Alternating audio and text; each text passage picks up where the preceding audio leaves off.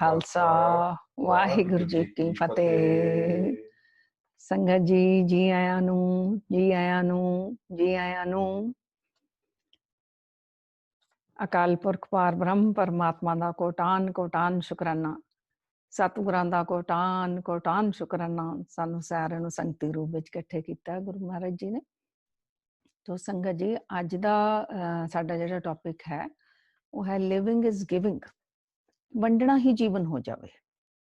गुरु नानक सच्चे पातशाह जी ने सानू 3 सिद्धांत दिते ने। सानू मतलब पूरे संसार नू उपदेश चौं वर्ना को साझा सारे संसार नू कि सुच्ची किरत करो, वंड के छको, नाम जपो। किरत करो है वो सुच्ची तो फिर बनाना पै गया क्योंकि आपां गलत भी करन लग गए। तो किरत करो, नाम जपो, वंड के छको। तो अज वंड के छकण वाला जिहड़ा सिद्धांत ਇਹ ਕਿਉਂ ਮਹਾਰਾਜ ਨੇ ਸਾਨੂੰ ਕਿਹਾ ਬਾਣੀ ਵਿੱਚ ਇਹਦੇ ਕੀ ਸਾਨੂੰ ਫਾਇਦੇ ਦੱਸੇ ਨੇ ਤਾਂ ਸਾਡਾ ਹੀ ਕਲਿਆਣ ਛਪਿਆ ਹੋਇਆ। ਸਾਨੂੰ ਵੰਡਣ ਵੇਲੇ ਲੱਗਦਾ ਵੀ ਸ਼ਾਇਦ ਅਸੀਂ ਕੁਝ ਦੇ ਰਹੇ ਹਾਂ, ਸਾਨੂੰ ਇਹ ਨਹੀਂ ਪਤਾ ਕਿ ਉਹਦੇ ਵਿੱਚ ਸਾਡਾ ਕਿੱਡਾ ਕੁ ਕਲਿਆਣ ਛਪਿਆ ਹੋਇਆ। ਸੋ ਗੁਰੂ ਮਹਾਰਾਜ ਨੇ ਬਾਣੀ ਵਿੱਚ ਸਾਨੂੰ ਕੀ ਕਿਹਾ, ਪਹਿਲਾਂ ਅਸੀਂ ਬਾਣੀ ਦੀਆਂ ਵਿਚਾਰਾਂ ਲਵਾਂਗੇ, ਫਿਰ ਕੁਝ ਅਸੀਂ ਸਾਖੀਆਂ ਵੀ ਇਤਿਹਾਸ ਵਿੱਚੋਂ ਵੀ ਤਾਂ ਜੀਵਨ 'ਚ ਸਮਝਾਂਗੇ ਕਿ ਪ੍ਰੈਕਟੀਕਲ ਇਹ ਵੰਡਣ ਦੇ ਨਾਲ ਐਕਚੁਅਲੀ ਤਾਂ ਸਾਨੂੰ ਕੀ ਫਾਇਦਾ ਹੋ ਰਿਹਾ ਹੈ, ਸਾਡਾ ਕਿੰਨਾ ਕੁ ਕਲਿਆਣ ਹੋ ਰਿਹਾ ਵੰਡਣ ਦੇ ਪਿੱਛੇ। ਵੰਡ ਥੋੜਾ ਰਹੇ ਔਰ ਉਹ ਬਦਲੇ ਵਿੱਚ ਸਾਨੂੰ ਕੀ ਕੁਝ ਮਿਲ ਰਿਹਾ। ਗੁਰੂ ਮਹਾਰਾਜ ਜੀ ਕਹਿੰਦੇ ਨੇ ਧੰਨ ਗੁਰੂ ਨਾਨਕ ਸੱਚੇ ਪਾਤਸ਼ਾਹ ਜੀ ਕਿ ਘਾਲ ਖਾਏ ਕੇ ਛੱਥੋਂ ਦੇ ਨਾਨਕ ਰਾਹ ਪਛਾਣੇ ਸੀ। ਮਹਾਰਾਜ ਜੀ ਕਹਿੰਦੇ ਆਪਣੀ ਘਾਲ ਕਮਾਈ ਕਰਕੇ ਹੱਥਾਂ ਚੋਂ ਕੁਝ ਵੰਡੋ, ਹੱਥਾਂ ਦੇ ਨਾਲ ਜਿਹੜਾ ਇਹੋ ਜਿਹਾ ਜੀਵਨ ਜਿਉਂਦਾ, ਮਤਲਬ ਇਹ ਜਿਹੜਾ ਵੰਡ ਕੇ ਛਕਣ ਦੇ ਸਿਧਾਂਤ ਵਿੱਚ ਜਿਹੜਾ ਜੀ ਰਿਹਾ, ਉਹਨੇ ਤਾਂ ਸਮਝ ਲਓ ਕਿ ਰਾਹ ਹੀ ਪਛਾਣ ਲਿਆ ਆਪਣੇ ਕਲਿਆਣ ਦਾ। ਉਹਨੂੰ ਸੱਚ ਦੇ ਰਾਹ ਦੀ ਸਮਝ ਆ ਗਈ ਹੈ। ਔਰ ਮਹਾਰਾਜ ਜੀ ਕਹਿੰਦੇ ਨੇ ਪੁੰਨ ਦਾਨ ਕਾ ਕਰੇ ਸਰੀਰ ਸੋ ਗਿਰਹੀ ਗੰਗਾ ਕਾ ਨੀਰ। ਜਿਹੜਾ ਆਪਣੇ ਸਰੀਰ ਵਿੱਚ ਰਹਿੰਦੇ ਆ, ਸਰੀਰ ਦੇ ਨਾਲ ਪੁੰਨ ਦਾਨ ਕਰਦਾ, ਵੰਡ ਕੇ ਛਕਦਾ ਆ, ਉਹ ਤਾਂ ਗ੍ਰਸਤੀ ਗੰਗਾ ਦੇ ਨੀਰ ਵਰਗਾ ਪਵਿੱਤਰ ਆ। ਇਹਦਾ ਮਤਲਬ ਆ ਕਿ ਵੰਡਣ ਦੇ ਨਾਲ ਸਾਡੀਆਂ ਮੈਲਾਂ ਵੀ ਸਾਫ਼ ਹੁੰਦੀਆਂ, ਸਾਡੇ ਬੋਝ ਵੀ ਉਤਰਦੇ ਆ ਇਹਦੇ ਨਾਲ। ਜਦੋਂ ਗੁਰੂ ਮਹਾਰਾਜ ਨੇ ਸਟੈਂਪ ਲਗਾ ਦਿੱਤੀ ਨਾ, ਇਹ 'ਚ ਬੜੇ ਗਹਿਰੇ ਛੁਪੇ ਹੋਏ ਰਾਜ ਨੇ ਕਿ ਪੁੰਨ ਦਾਨ ਕਾ ਕਰੇ ਸਰੀਰ ਸੋ ਗਿਰਹੀ ਗੰਗਾ ਕਾ ਨੀਰ। ਉਹ ਗ੍ਰਸਤੀ ਜਿਹੜਾ ਆਪਣੇ ਹੱਥੀ ਵੰਡਦਾ, ਉਹ ਤਾਂ ਗੰਗਾ ਦੇ ਨੀਰ ਵਰਗਾ ਪਵਿੱਤਰ ਹੋ ਜਾਂਦਾ। ਗੁਰੂ ਮਹਾਰਾਜ ਕਹਿੰਦੇ ਸੱਚ ਤਾਂ ਪਰ ਜਾਣੀਏ ਜਾਂ ਸਿੱਖ ਸੱਚੀ ਲੈ, ਜੀ ਜਾਣੇ ਜੀ ਕੀ ਕਿਛ ਪੁੰਨ ਦਾਨ ਕਰੇ। ਤਾਂ ਸੱਚ ਨੂੰ ਜਾਣਨ ਦੇ ਲਈ ਇਹ ਮਹਾਰਾਜ ਨੇ ਕਿਹਾ ਇੱਕ ਤਾਂ ਦਇਆ ਅੰਦਰ ਰੱਖਣੀ ਪੈਣੀ ਆ, ਮਤਲਬ ਦਇਆ ਹੋਣੀ ਚਾਹੀਦੀ ਹੈ ਨੈਚੁਰਲ ਤਰੀਕੇ ਦੇ ਨਾਲ, ਤੇ ਨਾਲ ਫਿਰ ਪੁੰਨ ਤੇ ਦਾਨ, ਮਤਲਬ ਕੁਛ ਵੰਡੇ ਆਪਣੇ ਹੱਥੀਂ, ਤੇ ਇਹ ਕਲਿਆਣ ਦਾ ਰਸਤਾ ਆ। ਹੁਣ ਦੇਖੋ ਅਸੀਂ ਨਾ ਕਈ ਵਾਰ ਕਹਿ ਦਿੰਦੇ ਆ ਵੀ ਪੈਸਾ ਬੜੀ ਮਾੜੀ ਚੀਜ਼ ਆ, ਉਹ ਮੈਂ ਤਾਂ ਉਹ ਨਹੀਂ, ਕੋਈ ਚੀਜ਼ ਮਾੜੀ ਨਹੀਂ ਆ, ਬਸ ਉਹਦੀ ਵਰਤੋਂ ਕਿਹੋ ਜਿਹੀ ਅਸੀਂ ਕਰ ਰਹੇ ਆ, ਇਹ ਧਿਆਨ ਰੱਖਣ ਦੀ ਜ਼ਰੂਰਤ ਹੈ। ਹੁਣ ਗੁਰੂ ਨਾਨਕ ਸੱਚੇ ਪਾਤਸ਼ਾਹ ਜੀ ਬਾਣੀ ਵਿੱਚ ਕਹਿੰਦੇ ਨੇ ਗੁਰਮੁਖ ਸਭ ਪਵਿੱਤ ਹੈ, ਧਨ ਸੰਪੇ ਮਾਇਆ, ਹਰ ਅਰਥ ਜੋ ਖਰਚ ਦੇ ਦੇਂਦੇ ਸੁਖ ਪਾਇਆ। ਮਹਾਰਾਜ ਕਹਿੰਦੇ ਜਿਹੜੇ ਮਨੁੱਖ ਗੁਰੂ ਦੇ ਦੱਸੇ ਰਾਹ ਤੇ ਤੁਰਦੇ ਹਨ, ਉਹਨਾਂ ਦੀ ਧਨ ਪਦਾਰਥ ਮਾਇਆ ਸਭ ਕੁਝ ਪਵਿੱਤਰ ਹੈ। ਹੁਣ ਕੰਡੀਸ਼ਨ ਕੀ ਹੈ, ਜਿਹੜੇ ਗੁਰੂ ਦੇ ਦੱਸੇ ਮਾਰਗ ਦੇ ਉੱਤੇ ਚੱਲਦੇ ਨੇ, ਉਹ ਵਰਤ ਵੀ ਫਿਰ ਉਹਦਾ ਇਸਤੇਮਾਲ ਵੀ ਕਿਹੋ ਜਿਹਾ ਕਰਦੇ ਹੋਣਗੇ। ਕਿਉਂ ਪਵਿੱਤਰ ਹੈ ਉਹਨਾਂ ਲਈ? ਕਿਉਂਕਿ ਉਹ ਰੱਬ ਦੇ ਲੇਖੇ ਹੀ ਲਾਉਂਦੇ ਨੇ ਇਸ ਨੂੰ। ਰੱਬ ਦੇ ਲੇਖੇ ਲਾਉਣ ਦਾ ਮਤਲਬ ਆ ਇੱਕ ਤਾਂ ਆਪਣੇ ਸਰੀਰ ਦਾ ਗੁਜ਼ਰ ਬਸਰ ਕਰਨ ਦੇ ਲਈ, ਗੁਜ਼ਰ ਬਸਰ ਕਰਨਾ ਹੁੰਦਾ ਆ ਸਿੰਪਲ ਸਾਦੇ ਤਰੀਕੇ ਦੇ ਨਾਲ। ਇੱਕ ਹੁੰਦਾ ਬਹੁਤ ਜ਼ਿਆਦਾ ਹੀ ਤੁਸੀਂ ਫਿਜ਼ੂਲ ਵੇਸਟ ਕਰੀ ਜਾਂਦੇ, ਉਹ ਨਹੀਂ। ਆਪਣੀ ਸਿਹਤ ਲਈ, ਆਪਣੀਆਂ ਜ਼ਰੂਰਤਾਂ ਲਈ ਵਰਤਣਾ, ਪਰਿਵਾਰ ਲਈ ਵਰਤਣਾ, ਤਾਂ ਬਾਕੀ ਲੋੜਵੰਦਾਂ ਦੀ ਸੇਵਾ ਕਰਨ ਦੇ ਲਈ ਵੱਧ ਤੋਂ ਵੱਧ ਜਿਹੜੇ ਵਰਤਦੇ ਨੇ, ਜਿਹੜੇ ਗੁਰਮੁਖ ਇਹੋ ਜਿਹੇ ਹੁੰਦੇ ਨੇ। ਫਿਰ ਗੁਰਮੁਖ ਜਿਉਂ-ਜਿਉਂ ਵੰਡਦੇ ਨੇ ਤਿਉਂ-ਤਿਉਂ ਸੁੱਖ ਪਾਉਂਦੇ ਨੇ। ਮਤਲਬ ਵੰਡਣ ਵਾਲੇ ਨੂੰ ਗੁਰੂ ਨਾਨਕ ਸੱਚੇ ਪਾਤਸ਼ਾਹ ਨੇ ਸਟੈਂਪ ਲਗਾ ਦਿੱਤੀ ਕਿ ਉਹਨਾਂ ਦਾ ਧਨ ਮਾਇਆ ਪਵਿੱਤਰ ਆ ਔਰ ਵੰਡਣ ਵਾਲੇ ਨੂੰ ਸੁੱਖ ਮਿਲਦਾ ਔਰ ਵੱਧਦਾ ਉਹਨਾਂ ਦੇ ਕੋਲ। ਹੁਣ ਮਹਾਰਾਜ ਜੀ ਕਹਿੰਦੇ ਨੇ ਜੋ ਹਰ ਹਰ ਨਾਮ ਧਿਆਇਂਦੇ ਤਿਨ ਤੋਟ ਨਾ ਆਇਆ, ਗੁਰਮੁਖਾਂ ਨਦਰੀ ਆਪਦਾ ਮਾਇਆ ਸੁੱਟ ਪਾਇਆ। ਹੁਣ ਇੱਥੇ ਮਹਾਰਾਜ ਜੀ ਕੀ ਕਹਿੰਦੇ ਨੇ? ਮਹਾਰਾਜ ਜੀ ਕਹਿੰਦੇ ਆ ਜਿਹੜੇ ਗੁਰੂ ਦੇ ਸਨਮੁਖ ਰਹਿਣ ਵਾਲੇ ਮਨੁੱਖ ਨੇ, ਇੱਕ ਗੱਲ ਤਾਂ ਉਹਨਾਂ 'ਚ ਸਾਫ਼ ਦਿਸਦੀ ਆ ਕਿ ਉਹ ਮਾਇਆ ਨੂੰ ਆਪਣੇ ਹੱਥੋਂ ਵੰਡਦੇ ਨੇ, ਭਲਾ ਕਰਦੇ ਨੇ, ਲੋੜਵੰਦ ਦੀਆਂ ਲੋੜਾਂ ਪੂਰੀਆਂ ਕਰਦੇ ਨੇ। ਇਹ ਨਹੀਂ ਕਿ ਸਿਰਫ ਬਸ ਮੈਂ ਹੀ, ਮੇਰਾ ਹੀ ਪਰਿਵਾਰ, ਉਹ ਵੰਡਦੇ ਨੇ। ਬਾਣੀ ਵਿੱਚ ਭਗਤ ਪਰਮਾਨੰਦ ਜੀ ਕਹਿੰਦੇ ਨੇ ਤੈ ਨਰ ਕਿਆ ਪੁਰਾਨ ਸੁਨ ਕੀਨਾ। ਪੁਰਾਣ ਧਾਰਮਿਕ ਗ੍ਰੰਥ ਹੋਇਆ। ਉਹ ਕਹਿੰਦੇ ਕਿ ਤੂੰ ਇਹ ਸੁਣ ਕੇ ਫਿਰ ਕੀ ਕੀਤਾ ਪੁਰਾਣ ਨੂੰ? ਅਗਰ ਤੇਰੇ 'ਚ ਆਹ ਗੁਣ ਨਹੀਂ ਆਏ, ਅੰਨ ਪਾਵਨੀ ਭਗਤ ਨਹੀਂ ਉਪਜੇ, ਭੁੱਖੇ ਦਾਨ ਨਹੀਂ ਦੀਨਾ। ਜੇ ਤੂੰ ਭੁੱਖੇ ਨੂੰ ਦਾਨ ਨਹੀਂ ਕੀਤਾ, ਫਿਰ ਤੂੰ ਕੀ ਸੁਣਿਆ ਪੁਰਾਣਾਂ ਦੇ ਵਿੱਚ, ਧਾਰਮਿਕ ਗ੍ਰੰਥਾਂ 'ਚੋਂ ਫਿਰ ਤੂੰ ਕੀ ਸਿੱਖਿਆ ਲਈ? ਇਹ ਸਾਨੂੰ ਕਿਹਾ ਜਾ ਰਿਹਾ ਆ। ਬਾਬਾ ਫਰੀਦ ਜੀ ਕੀ ਕਹਿੰਦੇ ਨੇ? ਉਹ ਕਹਿੰਦੇ ਨੇ ਭਗਤ ਕੌਣ ਆ? ਮਤ ਹੁੰਦੀ ਹੋਏ ਇਆਣਾ, ਤਾਣ ਹੁੰਦੇ ਹੋਏ ਨਿਤਾਣਾ, ਅਣਹੋਂਦੇ ਆਪ ਵੰਡਾਏ, ਕੋ ਐਸਾ ਭਗਤ ਸਦਾਏ। ਕਹਿੰਦੇ ਵੀ ਅਗਰ ਮੱਤ ਵੀ ਹੈਗੀ ਆ ਤਾਂ ਨਿਮਰਤਾ ਦੇ ਵਿੱਚ ਉਹਨੇ ਰਹਿਣਾ ਹੈ। ਬਹੁਤ ਜਿੰਨੀ ਮਰਜ਼ੀ ਸ਼ਕਤੀ ਬਲ ਉਹਦੇ ਕੋਲ ਹੋਵੇ ਤਾਂ ਵੀ ਉਹ ਨਿਤਾਣਾ ਹੋ ਕੇ ਹੀ ਰਹਿੰਦਾ ਆ। ਤੇ ਉਹ ਅਣਹੋਂਦੇ ਆਪ ਵੰਡਾਏ, ਕੋ ਐਸਾ ਭਗਤ ਸਦਾਏ। ਜਦੋਂ ਕੋ ਹੈ ਵੀ ਨਹੀਂ ਦੇਣ ਦੇ ਲਈ, ਲੇਕਿਨ ਫਿਰ ਵੀ ਉਹ ਆਪਣਾ ਹਿੱਸਾ ਦੇ ਦਿੰਦਾ ਆ, ਵੰਡਦਾ ਆ। ਉਹ ਮਹਾਰਾਜ ਬਾਬਾ ਫਰੀਦ ਜੀ ਕਹਿੰਦੇ ਨੇ ਉਹ ਅਸਲੀ ਭਗਤ ਤਾਂ ਉਹ ਹੈ। ਹੁਣ ਭਾਈ ਗੁਰਦਾਸ ਜੀ ਜਿਹੜੇ ਉਹਨਾਂ ਨੇ ਪੌੜੀਆਂ ਆਪਣੀਆਂ ਲਿਖੀਆਂ, 12ਵੀਂ ਪੌੜੀ ਦੇ ਵਿੱਚ ਹੱਥਾਂ ਦੀ ਸਫਲਤਾ ਬਾਰੇ ਕੀ ਲਿਖਦੇ ਨੇ? ਕਹਿੰਦੇ ਨੇ ਵੀ ਉਹ ਹੱਥ ਧਾਨੇ ਆ ਜਿਹੜੇ ਸਾਧ ਸੰਗਤ ਦੀ ਸੇਵਾ ਕਰਦੇ ਨੇ, ਗੁਰਬਾਣੀ ਦੀਆਂ ਪੋਥੀਆਂ ਲਿਖਦੇ ਨੇ, ਕਿਉਂਕਿ ਅੱਗੇ ਲਿਖਣ ਦੇ ਸਾਧਨ ਨਹੀਂ ਸੀ। ਹੁਣ ਜਦੋਂ ਸਾਧਨ ਬਦਲ ਗਏ, ਹੁਣ ਨਹੀਂ ਸਾਨੂੰ ਇਹ ਕਰਨ ਦੀ ਜ਼ਰੂਰਤ। ਤੇ ਜਿਹੜੇ ਤਾਲ ਮ੍ਰਿਦੰਗ ਰਬਾਬ ਵਜਾਉਂਦੇ ਨੇ, ਉਹ ਹੱਥ ਧੰਨ ਨੇ, ਸੇਵਾ ਕਰਦੇ ਨੇ, ਜਿਹੜੇ ਜਿਹੜੇ ਨਮਸਕਾਰਾਂ ਕਰਦੇ ਨੇ ਆਪਣੇ ਗੁਰੂ ਨੂੰ, ਤੇ ਜਿਹੜੇ ਗੁਰਸਿੱਖਾਂ ਨੂੰ ਗਲੇ ਲਗਾਉਂਦੇ ਨੇ, ਉਹ ਹੱਥ ਧੰਨ ਨੇ। ਔਰ ਨਾਲ ਫਿਰ ਕਹਿੰਦੇ ਕਿਰਤ ਵਿਰਤ ਕਰ ਧਰਮ ਦੀ ਹੱਥੋਂ ਦੇ ਕੇ ਭਲਾ ਮਨਾਏ। ਆਪਣੀ ਸੁੱਚੀਆਂ ਕਿਰਤ ਕਮਾਈਆਂ ਕਰਕੇ ਫਿਰ ਆਪਣੇ ਹੱਥੋਂ ਵੰਡ ਕੇ ਬੜੇ ਖੁਸ਼ ਹੁੰਦੇ ਨੇ, ਭਲਾ ਮਨਾਉਂਦੇ ਨੇ, ਮਤਲਬ ਬੜਾ ਉਹਨਾਂ ਨੂੰ ਚੰਗਾ ਲੱਗਦਾ। ਇਹ ਹੈ, ਆਪਾਂ ਵੀ ਦੇਖੋ ਜਦੋਂ ਵੰਡਦੇ ਆ ਸਾਨੂੰ ਚੰਗਾ ਲੱਗਦਾ, ਕਿਤੇ ਏਦਾਂ ਤਾਂ ਨਹੀਂ ਵੀ ਕਰਨਾ ਹੀ ਪੈਣਾ, ਦੇਣਾ ਹੀ ਪੈਣਾ ਆ। ਫਿਰ ਜਿਹੋ ਜਿਹੀ ਇੰਟੈਂਸ਼ਨ ਹੈ ਨਾ, ਉਹੋ ਜਿਹਾ ਫਲ ਸਾਡੇ ਕੋਲ ਵਾਪਸ ਆਉਣਾ ਹੈ। ਇਹ ਕੁਦਰਤ ਦਾ ਅਟੱਲ ਸਿਧਾਂਤ ਆ ਕਿ ਜੋ ਵੀ ਅਸੀਂ ਵੰਡਦੇ ਆ, ਉਹ ਸਾਨੂੰ ਕਈ ਗੁਣਾ ਹੋ ਕੇ ਆਉਂਦਾ ਹੈ। ਦੁੱਖ ਦੇਵਾਂਗੇ, ਦੁੱਖ ਆਣਗੇ, ਸੁੱਖ ਦੇਵਾਂਗੇ, ਸੁੱਖ ਆਣਗੇ। ਲੋੜਵੰਦ ਦੀਆਂ ਲੋੜਾਂ ਪੂਰੀਆਂ ਕਰਾਂਗੇ ਤਾਂ ਆਪਣੇ ਆਪ ਹੀ ਸਾਡੀਆਂ ਜਿਹੜੀਆਂ ਲੋੜਾਂ ਪਰਮਾਤਮਾ, ਪ੍ਰਕਿਰਤੀ ਉਹਦਾ ਇਹੋ ਜਿਹਾ ਸਿਸਟਮ ਹੈ ਕਿ ਸਾਡੀਆਂ ਪੂਰੀਆਂ ਹੁੰਦੀਆਂ ਹੀ ਰਹਿਣਗੀਆਂ। ਹੋਰ ਮਹਾਰਾਜ ਜੀ ਕਹਿੰਦੇ ਨੇ ਬਾਣੀ ਦੇ ਵਿੱਚ, ਹੁਣ ਕੰਜੂਸ ਬਾਰੇ, ਜਿਹੜਾ ਪੈਸਾ ਜੋੜੀ ਜਾਂਦਾ ਵੰਡਦਾ ਨਹੀਂ। ਮਹਾਰਾਜ ਜੀ ਕਹਿੰਦੇ ਨੇ ਕਿ ਧਾਏ ਤਾਏ ਕ੍ਰਿਪਨ ਸ਼ਰਮ ਕੀਨੋ ਇਕੱਤਰ ਕਰੀ ਹੈ ਮਾਇਆ। ਕਹਿੰਦੇ ਕਿੱਦਾਂ ਕੰਜੂਸ ਦੌੜ ਭੱਜ ਕੇ ਮੱਠੀ ਜਿਹੜਾ ਪੈਸਾ ਇਕੱਠਾ ਕਰਦਾ ਆ, ਤੇ ਇਵੇਂ ਉਹ ਇਕੱਠੀ ਤਾਂ ਕਰ ਲੈਂਦਾ ਆ ਮਾਇਆ। ਦਾਨ ਪੁੰਨ ਨਹੀਂ ਸੰਤਨ ਸੇਵਾ, ਕਿਤ ਹੀ ਕਾਜ ਨਾ ਆਇਆ। ਇਕੱਠੀ ਤਾਂ ਕੀਤੀ ਉਹਨੇ ਦੌੜ ਭੱਜ ਕੇ, ਨਾ ਉਹਨੇ ਦਾਨ ਪੁੰਨ ਕੀਤਾ, ਨਾ ਉਹਨੇ ਸੰਤਾਂ ਦੀ ਸੱਚੀਆਂ ਰੂਹਾਂ ਦੀ ਸੇਵਾ ਕੀਤੀ, ਉਹਦਾ ਪੈਸਾ ਕਿਸੇ ਅਰਥ ਨਹੀਂ ਆਇਆ। ਤੋ ਇਹ ਮਤਲਬ ਇੱਥੇ ਪੈਸੇ, ਆਪਣਾ ਧਨ ਜਿਹੜਾ ਸਾਨੂੰ ਲੋੜਵੰਦ ਦੀਆਂ ਲੋੜਾਂ ਪੂਰੀਆਂ ਕਰਨੀਆਂ ਚਾਹੀਦੀਆਂ ਨੇ। ਤੋ ਨਿਰਮਲ ਰੂਹਾਂ ਦੀ ਸੇਵਾ ਕਰਨ ਦੇ ਵਿੱਚ ਵੀ ਅਗਰ ਧਨ ਖਰਚਿਆ ਜਾਂਦਾ ਹੈ ਤਾਂ ਉਹ ਸਾਡਾ ਸਫਲਾ ਹੁੰਦਾ। ਗੁਰੂ ਮਹਾਰਾਜ ਨੇ ਸਟੈਂਪ ਲਗਾ ਦਿੱਤੀ ਇਹਦੇ ਵਿੱਚ। ਮਹਾਰਾਜ ਜੀ ਕਹਿੰਦੇ ਨੇ ਜਿਹੜੇ ਰਾਜ ਭਾਗ ਕਿਵੇਂ ਮਿਲਦੇ ਨੇ, ਮਤਲਬ ਕਹਿੰਦੇ ਉਹ ਰਾਜਾ ਬਣ ਗਿਆ ਜੋ, ਕੋ ਦੇਖੋ ਕਿੰਨਾ ਕਿੰਨਾ, ਸੋ ਪੈਸੇ ਦੀ ਬਰਕਤ ਕਿੱਥੋਂ ਆਉਂਦੀ ਹੈ? ਮਹਾਰਾਜ ਕਹਿੰਦੇ ਜਿਹੜਾ ਦਾਨ ਪਰਾ ਪੂਰਬੇਣ ਪੁੰਚ ਤੇ ਮਹੀਪ ਤੇ, ਜਿਹੜੇ ਅੱਜ ਰਾਜ ਭੋਗ ਰਹੇ ਨੇ, ਮਹੀਪ ਲੋਕ ਰਾਜੇ ਜੋ ਰੋਜ਼ ਰਾਜ ਭੋਗ ਰਹੇ ਨੇ ਜਿਹੜੇ, ਇਹਨਾਂ ਨੇ ਪਹਿਲਾਂ ਦਾਨ ਪੁੰਨ ਕੀਤੇ ਹੋਏ ਨੇ। ਦਾਨ ਪਰਾ ਪੂਰਬੇਣ, ਪੁਰਾਣੇ ਇਹਨਾਂ ਨੇ ਦਾਨ ਪੁੰਨ ਕੀਤੇ ਹੋਏ ਨੇ, ਉਹਦਾ ਅੱਜ ਫਲ ਇਹਨਾਂ ਨੂੰ ਮਿਲਿਆ, ਰਾਜ ਭਾਗ ਭੋਗ ਰਹੇ ਨੇ। ਹਾਂ, ਉਹ ਅਲੱਗ ਗੱਲ ਆ ਕਿ ਰਾਜੇ ਬਣ ਕੇ ਜਦੋਂ ਧਰਮ ਦਾ ਰਾਜ ਨਹੀਂ ਕੋਈ ਕਰਦਾ, ਫਿਰ ਵਿਪਰੀਤ ਬੁੱਧਿਅਮ ਲੋਕੈ ਨਾਨਕ ਚਿਰੰਕਾਲ ਦੁੱਖ ਭੋਗਤੇ। ਫਿਰ ਜਦੋਂ ਪੁੱਠੀ ਬੁੱਧੀ ਇਹਨਾਂ ਦੀ ਹੋ ਜਾਂਦੀ, ਉਹਦਾ ਮਿਸਯੂਜ਼ ਕਰਦੇ ਨੇ ਰਾਜ ਭਾਗ ਦਾ, ਫਿਰ ਲੰਬਾ ਸਮਾਂ ਦੁੱਖ ਭੋਗਣਾ ਪੈ ਜਾਂਦਾ ਹੈ। ਸੋ ਸੰਗਤ ਜੀ, ਮਹਾਰਾਜ ਜੀ ਕਹਿੰਦੇ ਹੁਣ ਵੰਡਣ ਦਾ ਤਾਂ ਦੱਸ ਦਿੱਤਾ, ਪਰ ਮਹਾਰਾਜ ਕਹਿੰਦੇ ਵੰਡੋ ਵੀ ਅਕਲ ਦੇ ਨਾਲ, ਲੋੜਵੰਦ ਲਈ। ਐਵੇਂ ਨਹੀਂ, ਮਹਾਰਾਜ ਕਹਿੰਦੇ ਅਕਲੀ ਸਾਹਿਬ ਸੇਵੀਐ, ਅਕਲੀ ਪਾਈਐ ਮਾਨ, ਅਕਲੀ ਪੜ ਕੇ ਬੁੱਝੀਐ, ਅਕਲੀ ਕੀਜੈ ਦਾਨ। ਅਕਲ ਦੇ ਨਾਲ ਦਾਨ ਕਰੋ, ਐਵੇਂ ਨਹੀਂ। ਸੋ ਦਸਵੰਧ ਜਿਹੜਾ ਕੱਢਣ ਦਾ ਸਿਧਾਂਤ ਬਣਾਇਆ ਨਾ ਸਿੱਖ ਧਰਮ ਦੇ ਵਿੱਚ, ਉਹ ਗੁਰੂ ਨਾਨਕ ਸੱਚੇ ਪਾਤਸ਼ਾਹ ਦੇ ਸੁੱਚੀ ਕਿਰਤ ਵਾਲਾ ਜਿਹੜਾ ਸੀ ਨਾ, ਕਿਰਤ ਕਰਨਾ, ਨਾਮ ਜਪਣਾ, ਵੰਡ ਕੇ ਛਕਣ ਵਾਲਾ ਜਿਹੜਾ ਸਿਧਾਂਤ ਆ, ਉਹ ਕਿਰਤ ਕਮਾਈਆਂ ਵਿੱਚੋਂ ਵੰਡ ਕੇ ਛਕਣ ਵਾਲਾ ਸਿਧਾਂਤ ਜਿਹੜਾ ਦਸਵੰਧ ਸਿੱਖ ਧਰਮ ਵਿੱਚ ਆਮ ਕਿਹਾ ਜਾਂਦਾ, ਬਈ ਆਪਣਾ ਦਸਵੰਧ ਕੱਢੋ, ਦਸਵੰਧ ਕੱਢੋ। ਤਾਂ 10ਵੇਂ ਹਿੱਸੇ ਨੂੰ ਦਸਵੰਧ ਕਿਹਾ ਜਾਂਦਾ ਵੀ ਆਪਣੀ ਕਿਰਤ ਕਮਾਈ ਦੇ ਆਪਣੇ ਉਹਦੇ ਵਿੱਚੋਂ 10ਵਾਂ ਹਿੱਸਾ ਜਿਹੜਾ ਉਹ ਕੱਢਣਾ ਆ। ਇਹ ਕੋਈ ਲਿਮਿਟ ਨਹੀਂ ਰਹਿ ਜਾਂਦੀ। ਕਿਸੇ ਦਾ ਅਗਰ ਇੰਨਾ ਨਹੀਂ ਸਰਦਾ ਤਾਂ ਉਹ ਘੱਟ ਵੀ ਕੱਢੇ। ਮਤਲਬ ਆਪਣੇ ਨਹੀਂ ਗੁਜ਼ਾਰਾ ਹੋ ਰਿਹਾ ਤਾਂ ਫਿਰ 10ਵਾਂ ਹਿੱਸਾ ਉਹ ਕਿੱਥੋਂ ਕੱਢ ਲਵੇ, ਹੈ ਨਾ?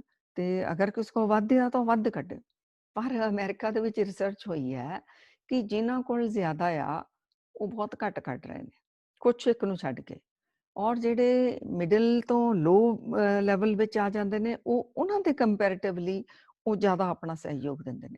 ਕਾਰਨ ਕੀ ਕਿ ਜਿਹੜੀਆਂ ਉਹ ਉਹਨਾਂ ਸਰਕਮਸਟੈਂਸਿਸ ਨੂੰ ਉਹਨੇ ਫੇਸ ਕੀਤਾ ਹੁੰਦਾ, ਉਹਨੂੰ ਪਤਾ ਹੁੰਦਾ ਵੀ ਲੋੜਵੰਦ ਦੀ ਕੀ ਲੋੜ ਆ, ਕੀ ਦੁੱਖ ਆ, ਕੀ ਦਰਦ ਆ। ਜਿਹਦੇ ਕੋਲ ਬਹੁਤ ਜ਼ਿਆਦਾ ਆ, ਉਹਨੂੰ ਨਹੀਂ ਪਤਾ ਚੱਲਦਾ ਦੂਸਰੇ ਦੀਆਂ ਕੀ ਲੋੜਾਂ ਕੀ ਆ, ਉਹ ਇਹ ਨਹੀਂ ਧਿਆਨ ਦੇ ਸਕਦਾ। ਤਾਂ ਤਾਂ ਹੀ ਕਹਿੰਦੇ ਜਿਹਨੇ ਦੁੱਖ ਖਾਧਾ ਹੋਵੇ ਉਹਨੂੰ ਪਤਾ ਹੁੰਦਾ ਦੁੱਖ ਕੀ ਆ, ਜਿਹਨੇ ਭੁੱਖ ਦੇਖੀ ਹੋਵੇ, ਗਰੀਬੀ ਦੇਖੀ ਹੋਵੇ, ਉਹਨੂੰ ਪਤਾ ਹੁੰਦਾ ਵੀ ਇਹ ਕੀ ਲੋੜਾਂ ਹੁੰਦੀਆਂ ਨੇ।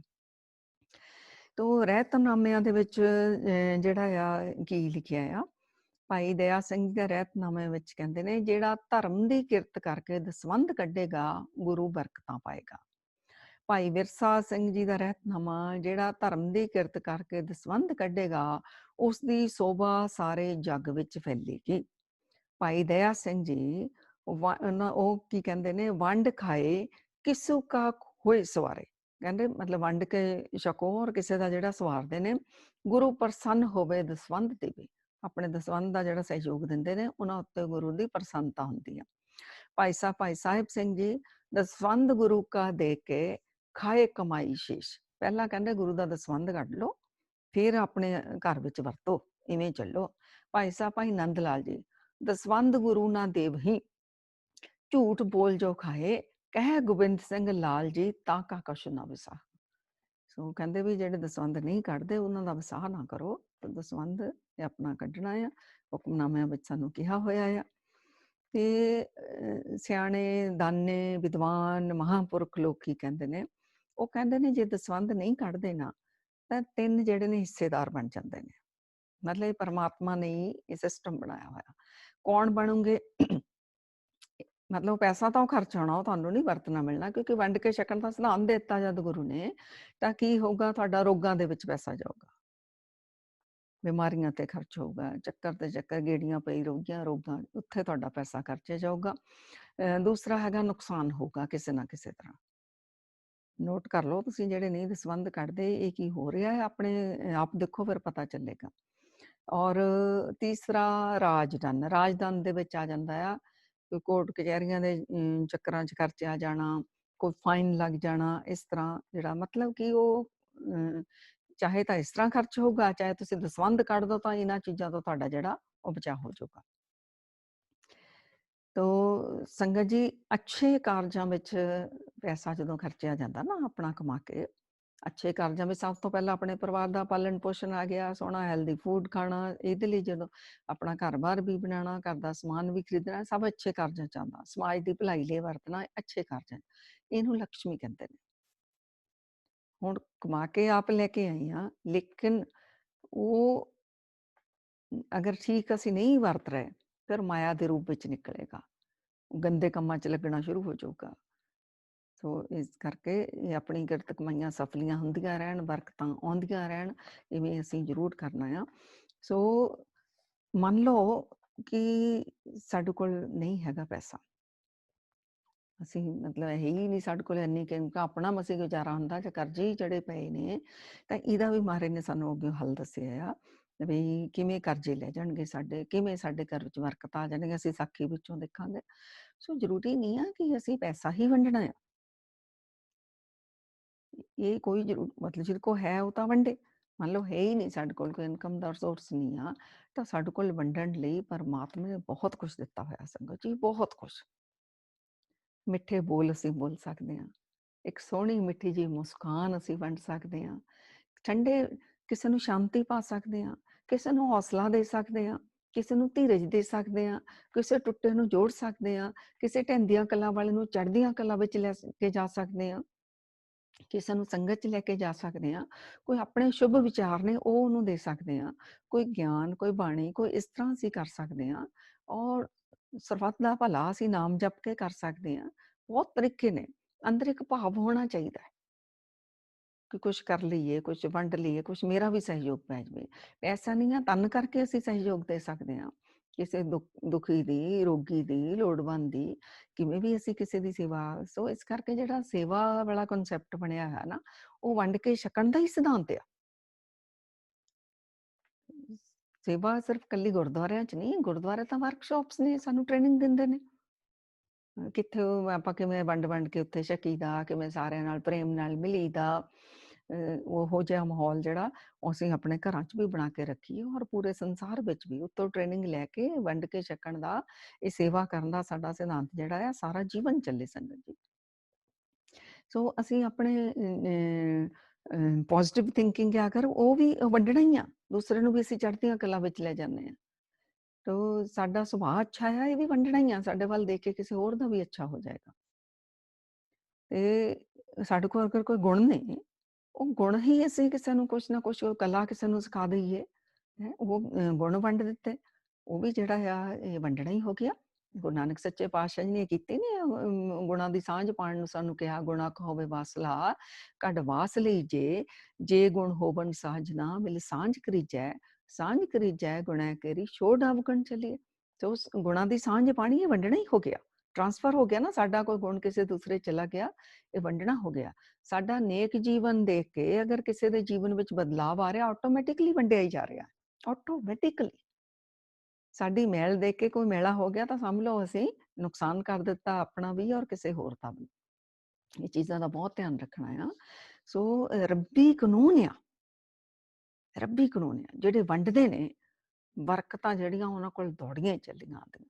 ਵੰਡਣ ਵਾਲੇ ਦੇ ਖਜ਼ਾਨੇ ਜਿਹੜੇ ਨੇ ਭਰਪੂਰ ਰਹਿੰਦੇ ਨੇ, ਕਦੇ ਉਹਨਾਂ ਨੂੰ ਘਾਟਾ ਨਹੀਂ ਪੈਂਦਾ, ਵੱਧਦੇ ਹੀ ਹੁੰਦੇ ਨੇ ਵੰਡਣ ਵਾਲਿਆਂ ਦੇ ਕੋਲ। ਸੋ ਅਗਰ ਉਹਨਾਂ ਦੇ ਕੋਈ ਨੁਕਸਾਨ, ਕੋਈ ਕਸ਼ਟ, ਕੋਈ ਰੋਗ ਆ ਵੀ ਜਾਵੇ ਨਾ, ਉਹ ਜਿਹੜੇ ਵੰਡਦੇ ਨੇ ਉਹ ਛੋਟਾ ਹੋ ਕੇ ਉਹਨਾਂ ਦਾ ਨਿਕਲ ਜਾਂਦਾ ਹੈ।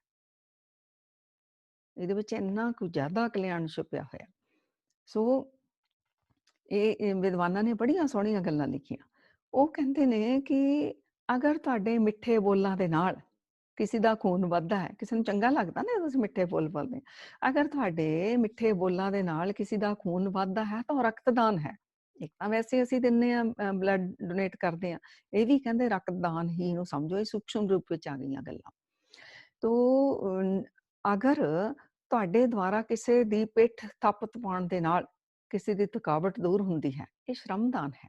ਕਿਸੇ ਨੇ ਬੜੀ ਮਿਹਨਤ ਕੀਤੀ ਹੋਵੇ, ਕੋਈ ਸੋਹਣਾ ਕੰਮ ਕੀਤਾ ਹੋਵੇ, ਉਹਨੂੰ ਐਪਰੀਸ਼ੀਏਟ ਜ਼ਰੂਰ ਕਰੋ। ਜਦੋਂ ਕਰਦੇ ਹਾਂ ਉਹਦੀ ਥਕਾਵਟ ਲੈ ਜਾਂਦੀ ਹੈ, ਸ਼ਰਮਦਾਨ ਹੈ। ਮਤਲਬ ਉਹਦੇ ਵਿੱਚ ਹੋਰ ਇੱਕ ਮਿਹਨਤ ਕਰਨ ਦੀ, ਹੋਰ ਵਧੀਆ ਕਰਨ ਦਾ ਇੱਕ ਜਜ਼ਬਾ ਆ ਜਾਂਦਾ ਹੈ। ਅਗਰ ਕੁਛ ਵੀ ਖਾਣ ਸਮੇਂ ਤੁਸੀਂ ਉਤਨਾ ਹੀ ਪਲੇਟ ਵਿੱਚ ਲੈਂਦੇ ਹੋ ਜਿਤਨੀ ਤੁਹਾਨੂੰ ਜ਼ਰੂਰਤ ਹੈ, ਤੁਸੀਂ ਵੇਸਟ ਨਹੀਂ ਕਰਦੇ। ਔਰ ਘਰ ਦੀਆਂ ਗ੍ਰਹਿਣੀਆਂ ਔਰਤਾਂ ਜਿਹੜੀਆਂ ਖਾਣਾ ਬਣਾਉਂਦੀਆਂ ਨੇ, ਉਹ ਵੇਸਟ ਨਹੀਂ ਕਰਦੀਆਂ। ਸੰਗਤ ਜੀ, ਮੈਂ ਆਪਣੇ ਘਰ ਵਿੱਚ ਵੀ ਕਹਿੰਦੀ ਹਾਂ, ਮੈਂ ਆਪ ਸਭ ਨੂੰ ਕਹਿ ਰਹੀ ਹਾਂ ਵੀ ਹੱਥ ਜੋੜ ਕੇ ਮੇਰੀ ਬੇਨਤੀ ਹੈ ਕਿ ਤੁਸੀਂ ਉਨਾ ਹੀ ਬਣਾਓ ਜਿੰਨਾ ਖਾਣਾ ਹੁੰਦਾ। ਵੱਧ ਬਣ ਗਿਆ ਉਹਨੂੰ ਦੂਸਰੇ ਟਾਈਮ ਖਾ ਲਓ। ਲੇਡੀਜ਼ ਨਹੀਂ ਧਿਆਨ ਰੱਖਦੀਆਂ ਇਸ ਚੀਜ਼ ਦਾ, ਤੁਹਾਨੂੰ ਪਤਾ ਨਹੀਂ ਇਹਦੇ ਪਿੱਛੇ ਤੁਸੀਂ ਆਪਣਾ ਹੀ ਨੁਕਸਾਨ ਕਰ ਰਹੇ ਹੋ।